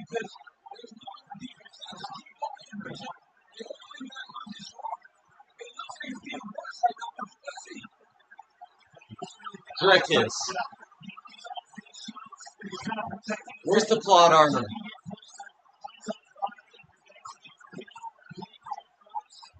I mean, Hamza's not really landing. Terrible position for the champion. Yeah. 90 seconds in, she might have been his brand of violence all over to Cody. But that's what I thought, right? That's not stopping you from anything. I ain't got to come in for just a whole bunch of shots. Nothing home. I feel like if you really try to roll. Wait, what Drickus can try to do is get towards the fence and then climb his feet up the fence to try to roll it himself. There's no force to this.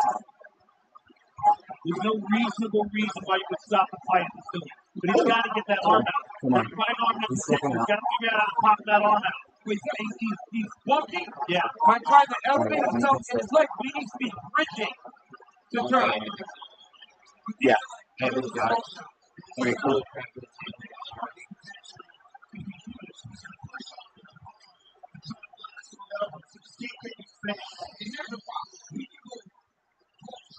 Stop his position.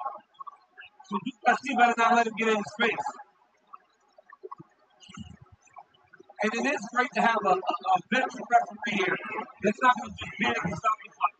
This isn't totally a police fix right now. Oh, look at that arm trying to that arms up, that arms up. What's your back, please, Drickus? Duplessis stays focused in the wake of danger. Got it. Okay, yes, Drickus. Alright, roll. Oh, he's gotta get closer. And for DDP on the bottom here. Question most people.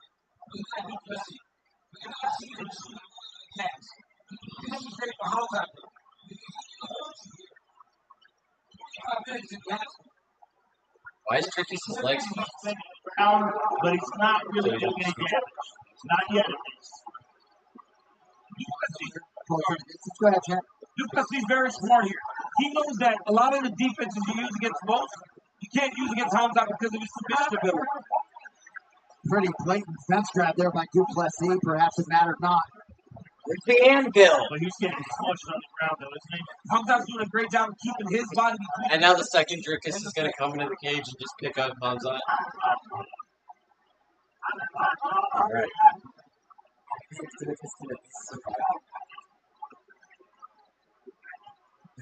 And if you're going to see his body, this will be is this is where he lives. Yeah, this is where he lives. Grappling. This is not exhausting for him at all. It's much more tiring for DPC. Plus, his breathing was restricted by Hamza's pressure. Yeah, Hamza's really not gonna gas out from this. All he's really doing is just sitting there, pushing his weight down. Oh! What's that? Talk. Oh my God! Go! He went for the guillotine again.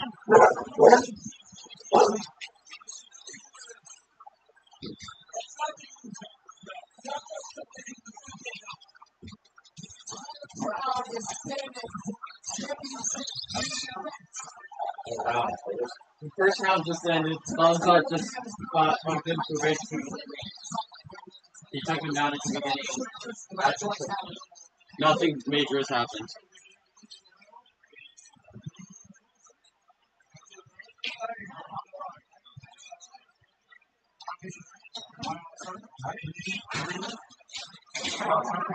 Oh my God. That was his face. That's how you feel. I saw it. You waiting for it now? I would do it next tomorrow. That punch is going to do anything. It was easy punch. I felt that thing. Okay. I feel like if Drickus can defend the first takedown, then that would definitely. He's got to defend that first takedown of the round. Round two is brought to you by Michael, the official team cocktail of UFC. 2 shots in every game. Yeah, about Not the heavy champions on the wrong end of a borderline setting.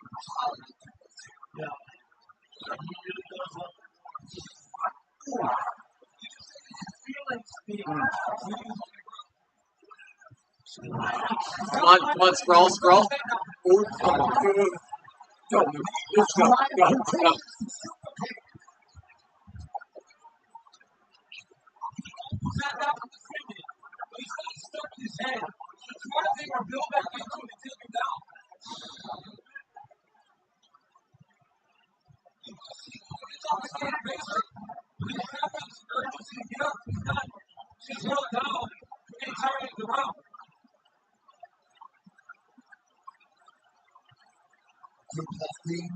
Here at home for the Chief Visitor.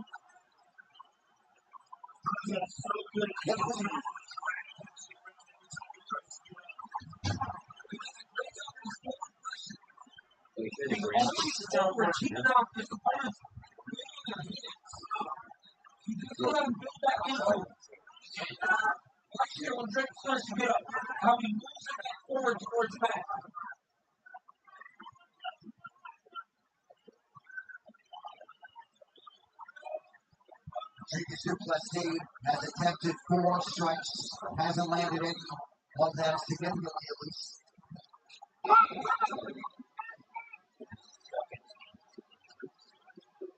90 seconds have expired in round 2.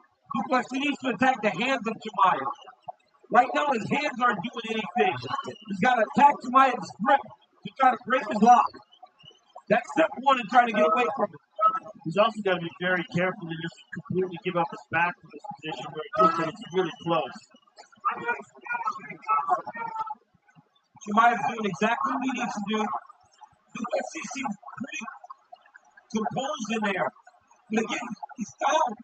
Yes. First round, and if it stays like this, he'll be down 2 rounds. And Hamzat is not really expending a lot of energy here. Yep. I mean, it's nothing that's exhausting him because he's not being defensive at all. He's just riding.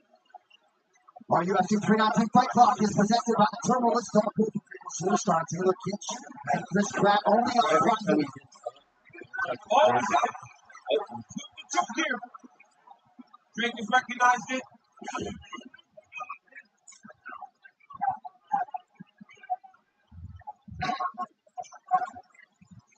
3 takedown attempts for Chimaev. He's secured them all. North of 7 minutes of ground control time.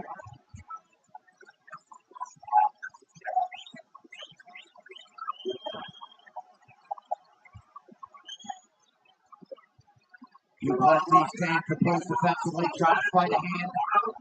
But Duplessis got to get 2 hands on one to try to get up to his feet. Right now, Chimaev's doing a really good job of just controlling, following, making it hard for Duplessis to get up. And when he does, he just drives him back to the mat.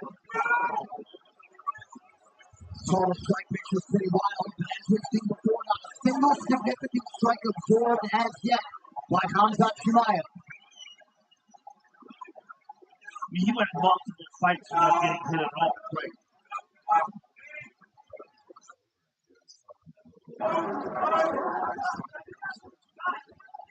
Every UFC opponent that he has tried to take down, he has succeeded in doing so. The hand fighting of Chimaev, the wrist control, very impressive. Every time DDP starts trying to get up, he just attacks his hands. Shout out to his mentor, the late 3-time Olympic gold medalist, Bubaksar Saitiev, who passed in March of this year. Showed Chimaev a lot of things over the years. Saitiev was the man.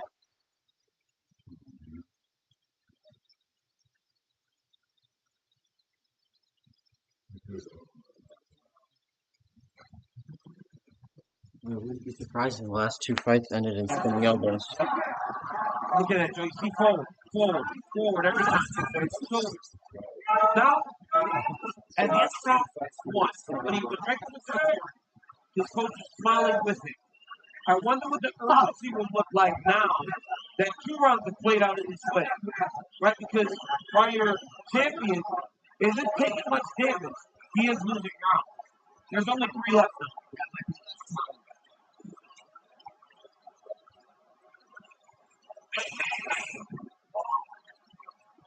This is kind of crazy. Yeah, it's Alright, kind so of crazy next how round, much control he has. Dricus has got to He's got to take take the Jemaya takedown down. hard. That's the thing.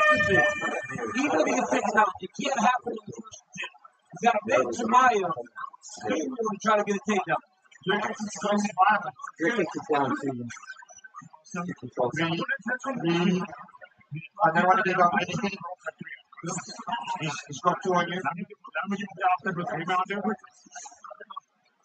going to sign up for 5. He's beating the champ.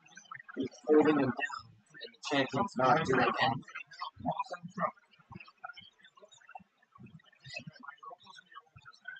Sitting around.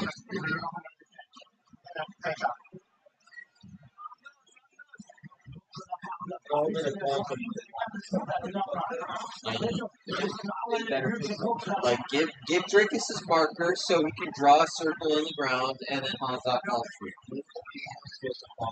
Yeah. Right as he plays down the banana peel and Hanzat slips. UFC 392 is presented by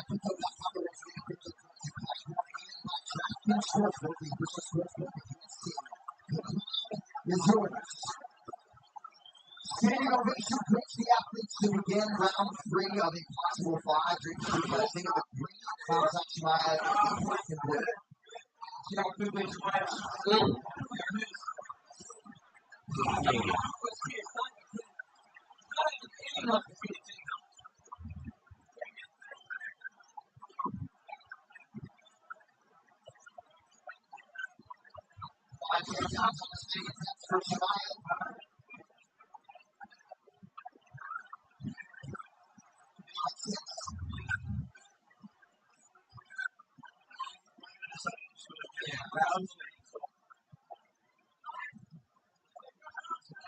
That's not the type of fighter to get frustrated. Nothing without an answer for 11 minutes. I mean, just all the time. The only one, 11 minutes. Over 10? Yeah. Great.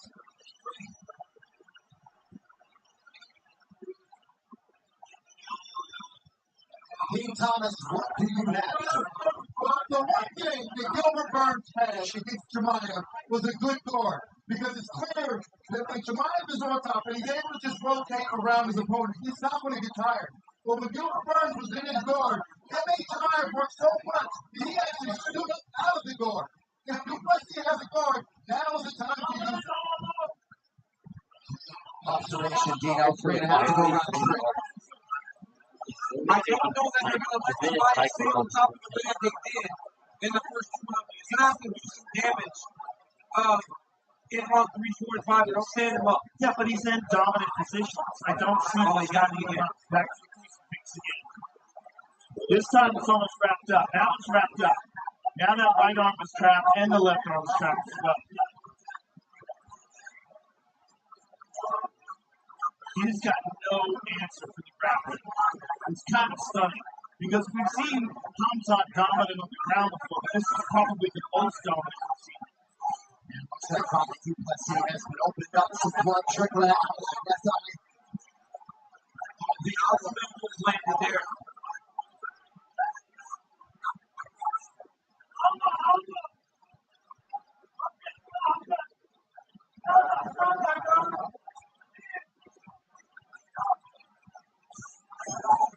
When Duplessis looks to his left, it's hard for Hamzat to get anything of substance. That's when he tries to turn the opposite direction, but Hamzat hits some bigger shots. Absolutely incredible to watch the challenger handle the champ in this manner. Yes, crucifix out, crucifix straight. This control. Jemaya, go ahead, champ. Dricus has got to try to use his legs or something to catch Jemaya's ankle. He's got to do something to him. Yeah, he just can't. He's trying. He's struggling with that right leg momentarily, but the difference in grappling is just astonishing. It's unbelievable to watch Dricus dominated it this way. Oh, there it is. Crushing elbow right on that ear line for Jemaya. Now he's starting to get bigger.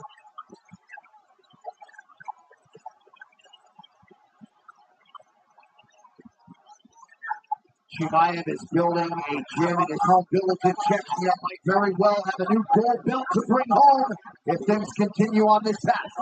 Well, this is about as dominant a performance of a challenger as we have seen in a really long time. Duplessis has had no answers for Chimaev's wrestling and his grappling. And it looks like he popped that right arm now. There's no pressure on it now. But he's like completely being dominated. So exhausted. His arms out now. Yeah, his arms out. I mean, he got beat up worse in this round than he had the entire fight. That was lovely.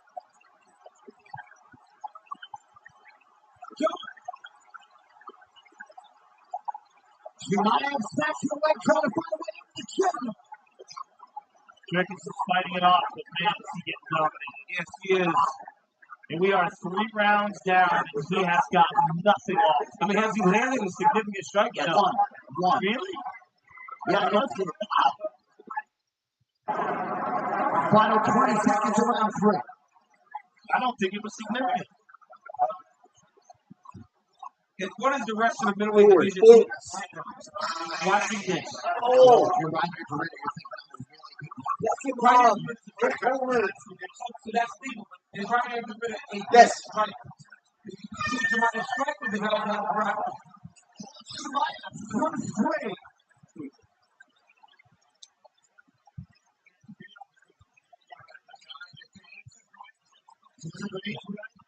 How does he feel it?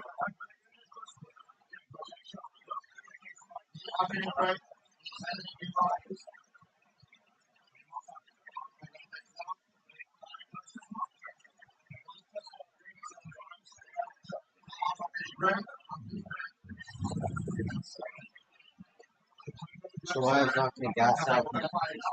All he's doing is pushing his weight down. How about the setup? They're not even getting attention to crucifix. Watch out for the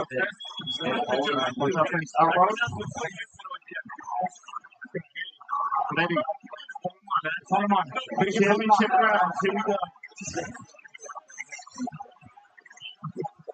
The non-middleweight contenders not competing are in the building tonight. Anthony Funky Hernandez.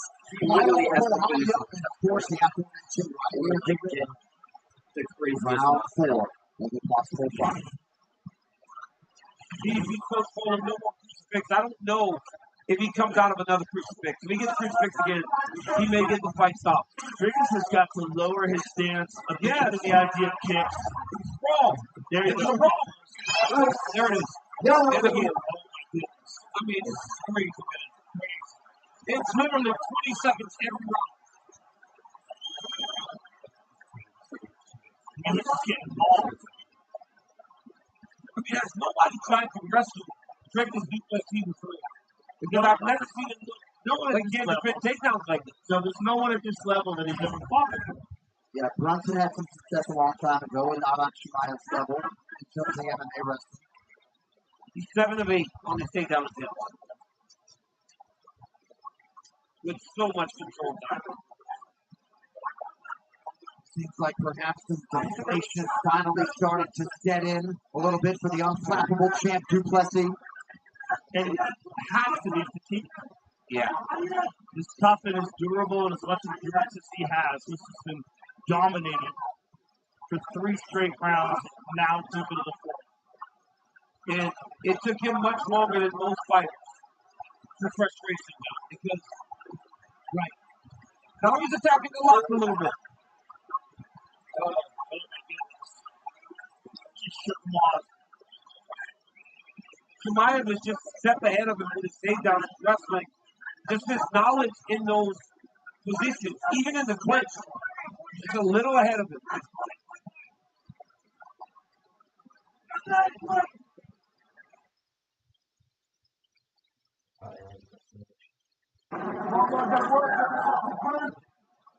First warning from Mark Goddard, looking for a little bit more activity out of Chimaev.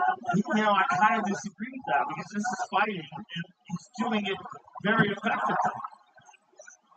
He's doing exactly what he wants to do. Say that he should be doing something different. He's totally dominant. It seems to be kind of crazy. His cardio looks amazing.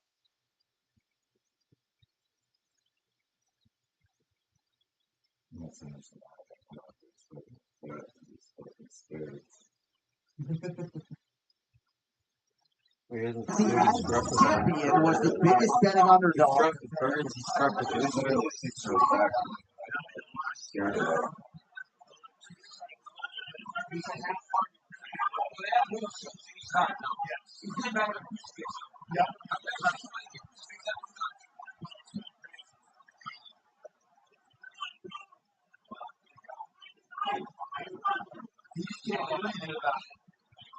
Hamzat slides that shit across the arm, and he just has no answer. He can't get that arm back. I mean, that's the top pressure that Hamzat has. It's just amazing. Hamzat is messing up on that space. If you put it right between his legs, you don't want to do that. You should be above the elbow. If you are shit behind it, then their arm goes up and down your shin. They can never get out. Look how excited you get. That's what it is when you have that belt. Yeah, right in my shin. Round 4. Dominant performance of the challenger doesn't even be I mean, this is going to be one of the craziest scorecards we've seen in a long time. If it continues like this. Like Amanda Nunes versus Felicia Spencer, 50-40 in there. I mean, this is that was kind of, yeah, you kind of make that call. Yeah. Because even though there's not been a lot of damage, oh my God, it's like separated. That, I don't like that. I don't like that. The magic trick is things might not go. You got to just go there. Oh, then that would be perfect.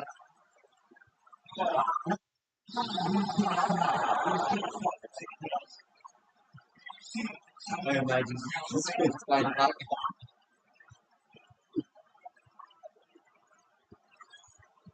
So the referee.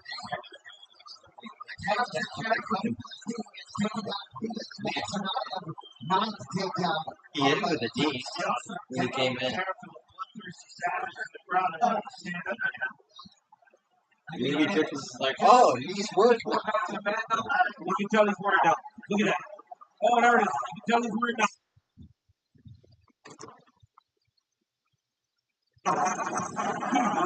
Great job with the feet of the team. This is maybe the most dominant rounds that we've ever seen a challenge have. Taking no punishment whatsoever.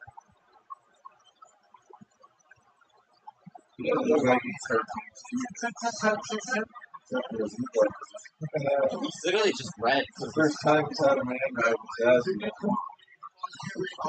He's just red because of the fact that Trick is like a big exhausted. In the last round, I'll have to win him. I'll have to finish him. I got this. I got this.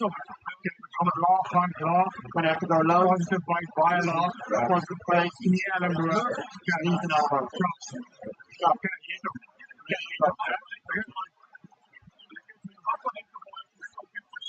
That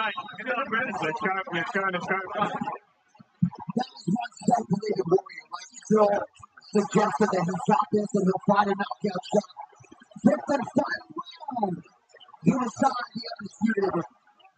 More than 100, we got 5 minutes to go. I love this corner tells him you gotta get low. You gotta get low. Walk your stance a little bit if you DLP. It's a good one, too. Give up on the kicks. Oh. Too easy. It's unbelievable. Hey, 30 seconds. All that striking, it still just took him less than 30 seconds to get a takedown. And he's going to come back and do the next.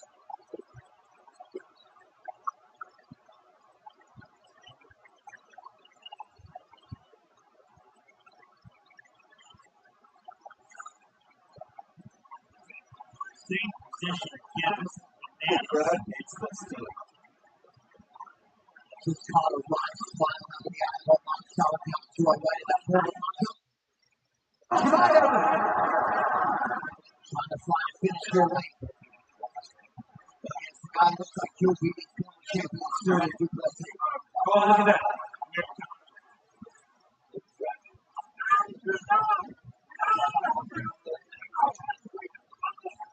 See, Jenkins is not trying to go 2-1. He should be trying to take a baseball bat grip over the arm. But Chimaev reaches over to try to choke. You should grab that wrist, hold it with 2 arms, and then try to turn towards right there. Now you got to keep that wrist. You released it.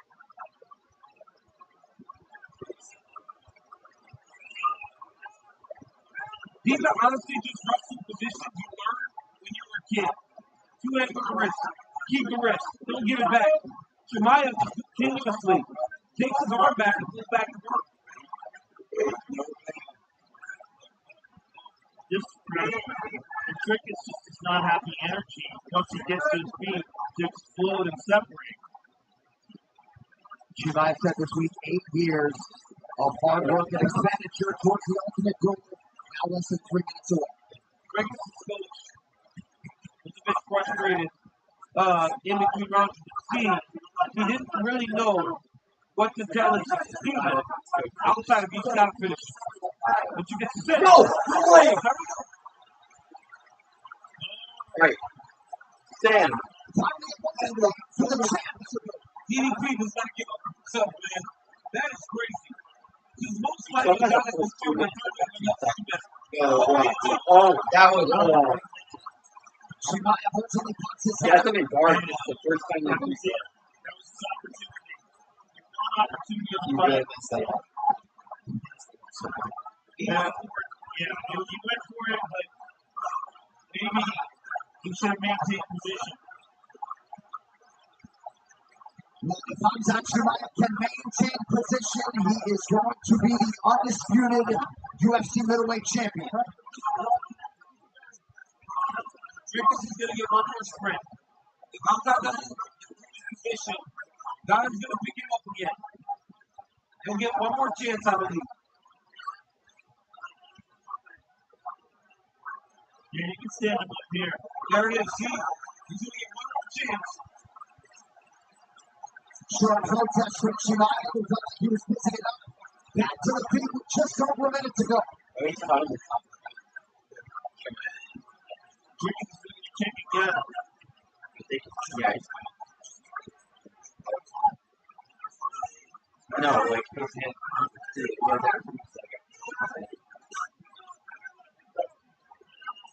Shit! That connection by Duplessis. Kick him down. Oh, my God. Wait a minute. Oh, wait a minute. He still has the top position, so this is better. No. Scroll. That works this. Yes. No way. Oh.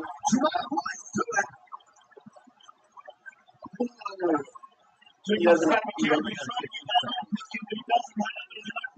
Yeah, he's too hot. Hamzat just needs to dip his right shoulder. But he's okay just sitting here. He knows it's short down. Imagine. 5 seconds. Hamzat Chimaev has done it.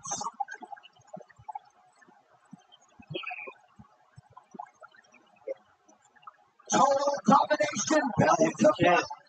And we will soon hear in new undisputed UFC middleweight champion at all Chechny's Hamzat Chimaev.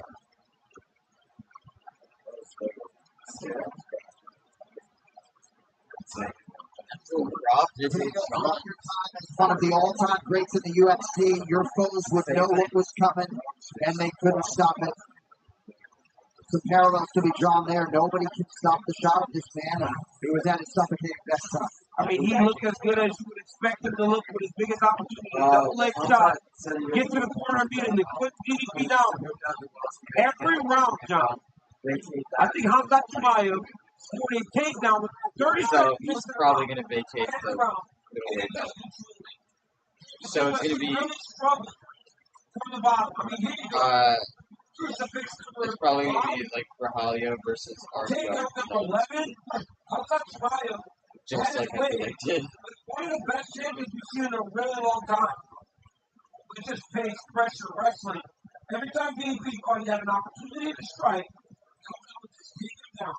The plot armor failed. Punch, take him down. I mean, it was beautiful. There's no question we have a new champion.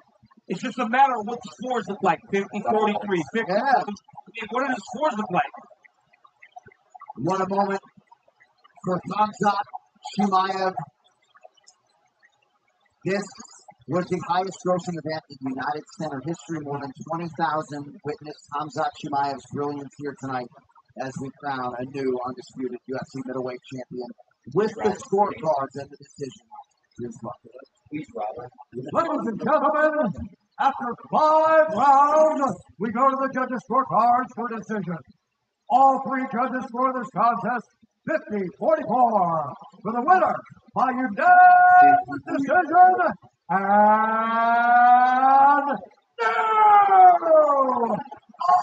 Undisputed UFC middleweight champion of the world, Khamzat Chimaev. And even Bo Nickel could beat Chimaev. Yeah.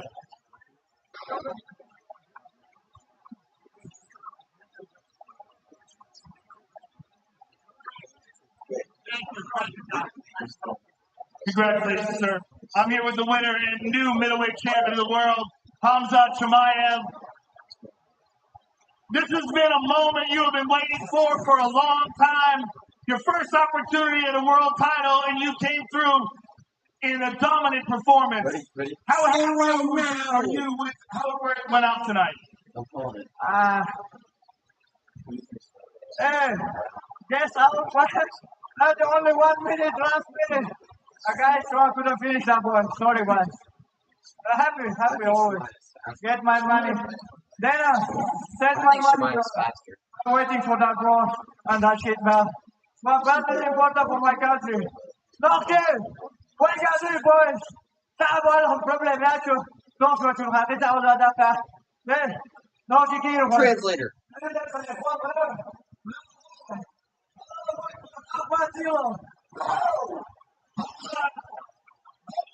The game plan coming in here. Was it just what you did? Did it follow to the team the game plan? Just take him down, dominate for the top? Well, I don't know. I never game plan. Just go in, work like I do in the gym. That guy is strong to the finish. Respect that guy. The only champion who was saying my name. This guy has big heart. Real lion. African real lion. Thank you, brother. Well, Khamzat, enjoy this moment. Congratulations, sir. You're the new middleweight champion of the world. Thank you very much. Dostum, her aşağı. Böyle Dubai'ye takılıyor. Woo! Ladies and gentlemen, Khamzat Chimaev. Trinkets, you fought like an animal. You had an incredible drive. You came up short tonight. What, if anything, was surprising to you? Yeah, I mean, the man has incredible control on the top. He's just like a blanket. I mean, it wasn't a matter of strength or, you know, it wasn't that physical. It was just, he knew, almost as if he knew what your next move was going to be. And he got it without using too much power. And I had to decide, am I going to be on my back or have him on my back? At the end, I went for it, had the back. I could almost taste that victory, but, you know, big ups to Khamzat. He deserves this 100%. He beat me fair and square tonight. He was a better man tonight, and I'll be back. I'm coming back to get my belt back. But for now, it's his, and he deserved it. And he has to enjoy it. Thank you for all the fans who came out and supported us. You make this amazing, and without you guys, we don't have a job. So we really appreciate it. Thank you, everyone, for showing up. I'll be back stronger and better than ever. I believe that, sir, and I look forward to seeing you again. Thank you very much. Everybody in South Africa, you all know this flag means the world to me. I'm sorry for anybody I let down. I'll be back stronger. Now, as South Africans, we rise, we fight through adversity, and we'll show the world they still don't know what we know. We're coming back stronger than ever. We will not lose this fight lying down. I promise you that. See you all soon. Thank you, everybody, for coming out once again. Dricus Duplessis, ladies and gentlemen. Just want to thank my country, Abu Dhabi, UAE. Thank you for that big support. All of my camp here was helping me, guys. Thank you. His Highness, I want to thank him too. The King. Thank you very much, brother. So Khamzat Chimaev moves to 15-0. He becomes the 15th undisputed UFC middleweight champion. Dricus Duplessis dripping with class in defeat. The ever-gracious former champion will go back to the drawing board. Bud Light, the official beer sponsor of UFC, easy to celebrate, easy to enjoy. And the celebration is on in the United Arab Emirates for Khamzat Chimaev, in Chechnya, of course. And he was donning the Palestinian flag there. Can I touch the belt?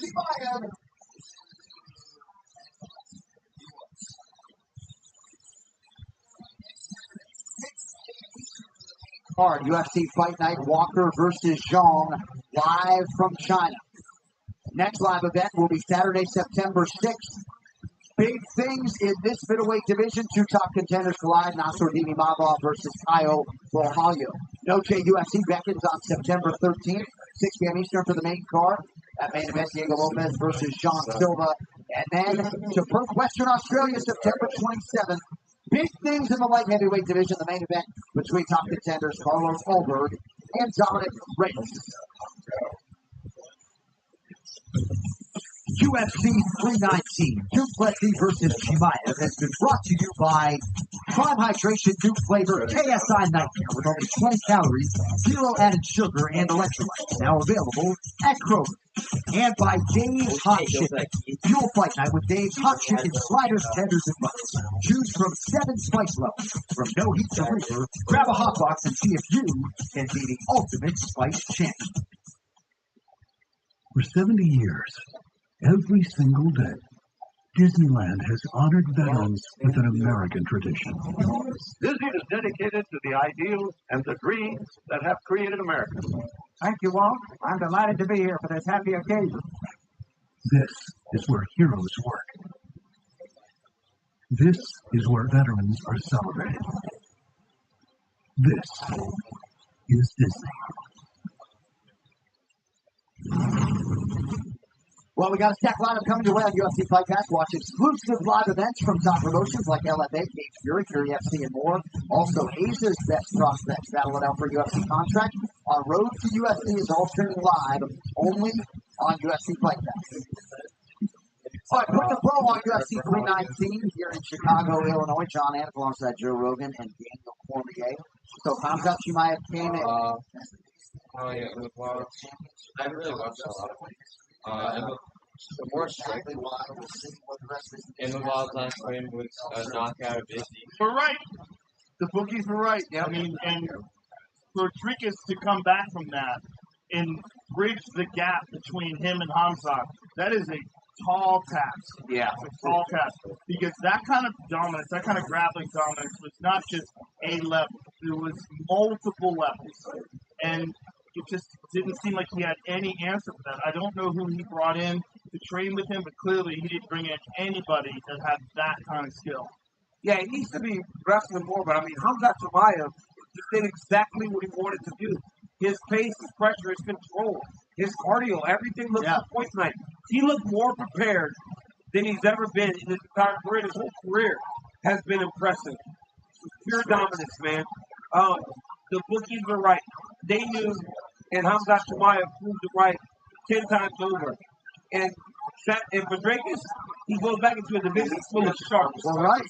I mean, he's got 3 former champions on the ledger, Duplessis, right? Adesanya Strickland and Robert Whittaker. But now when you look at this division owned by Khamzat Chimaev, there are a lot of guys who can really grapple, Joe. Yes. I'd rather have Khamzat over Ritter in particular, given his ability to grapple on the ground. And, you know, and also his ability to land his character, and he's like, experience. And Goliath's just like kind of there.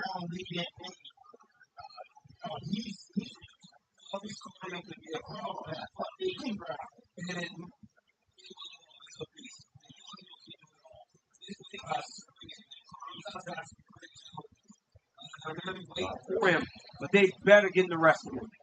They better get the wrestling shoes. and start wrestling right now. Well, because if you are some of those guys like Nasruddin Imavov and Kyle Bohalia, you got to think to some extent this is eye-opening. Yes.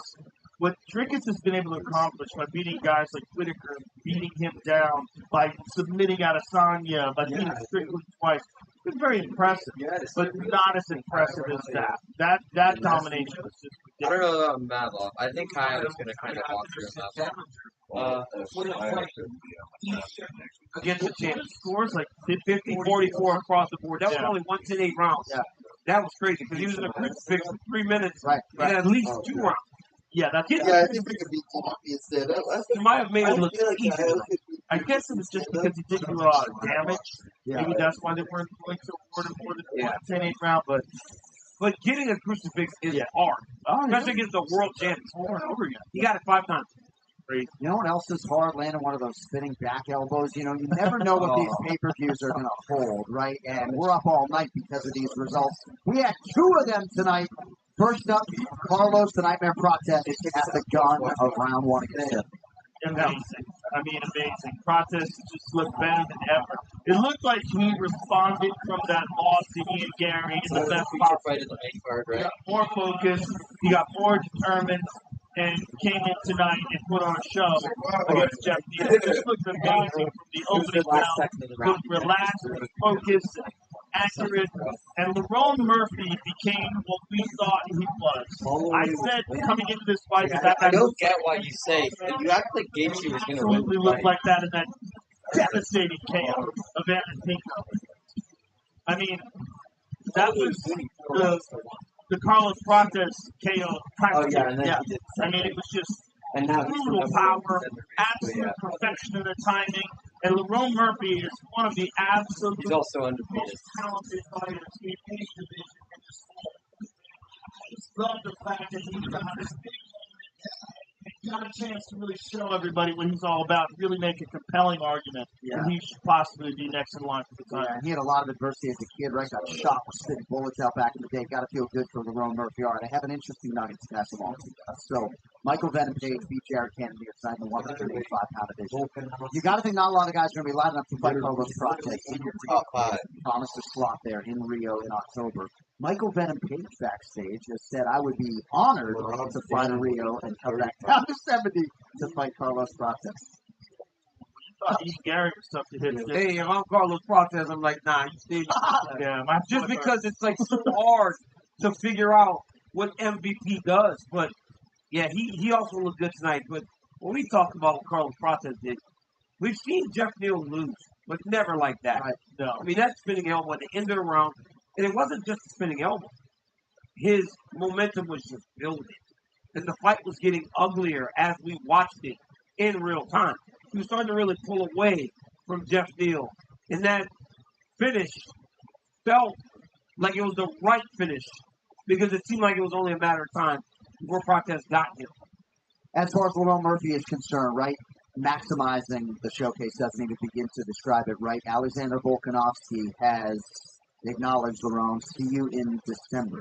Wow. So, without an obvious number 1 featherweight contender, I know John Silva's fighting Diego Lopez in September, but Lerone Murphy closed the show. It's Lerone Murphy because, like Joe said, it was the spinning elbow times 10 because the moment was just so much bigger. Yes. Everything that was riding on the line for Lerone Murphy to go out there and do what he did, everybody else can wait in line. I know Yair Rodriguez said he was owed a title fight. Yeah. Lerone Murphy gets it. Yeah, and also how good Pico. Yes. For him to stop him like that. I mean, Pico was on the gas the entire fight, landing great shots, looked phenomenal, and Lerone just timed it perfectly. And it's these moments, that create excitement and hype for a world title fight. Back in December against Lerone Murphy. The best performance of his career when it mattered the most. Yeah, and he said you in the octagon, those first few minutes against Pico, hardest the first few minutes of any fight in my career. Fellas, a lot of talking tonight. You guys are done. Wow, what a night. Always a great time, boys. Here in Chicago, Illinois. And with that, this incredible UFC 319 Fight Week is a wrap. The executive producers of the Ultimate Fighting Championship, UFC CEO Dana White, and Ari Emanuel. Our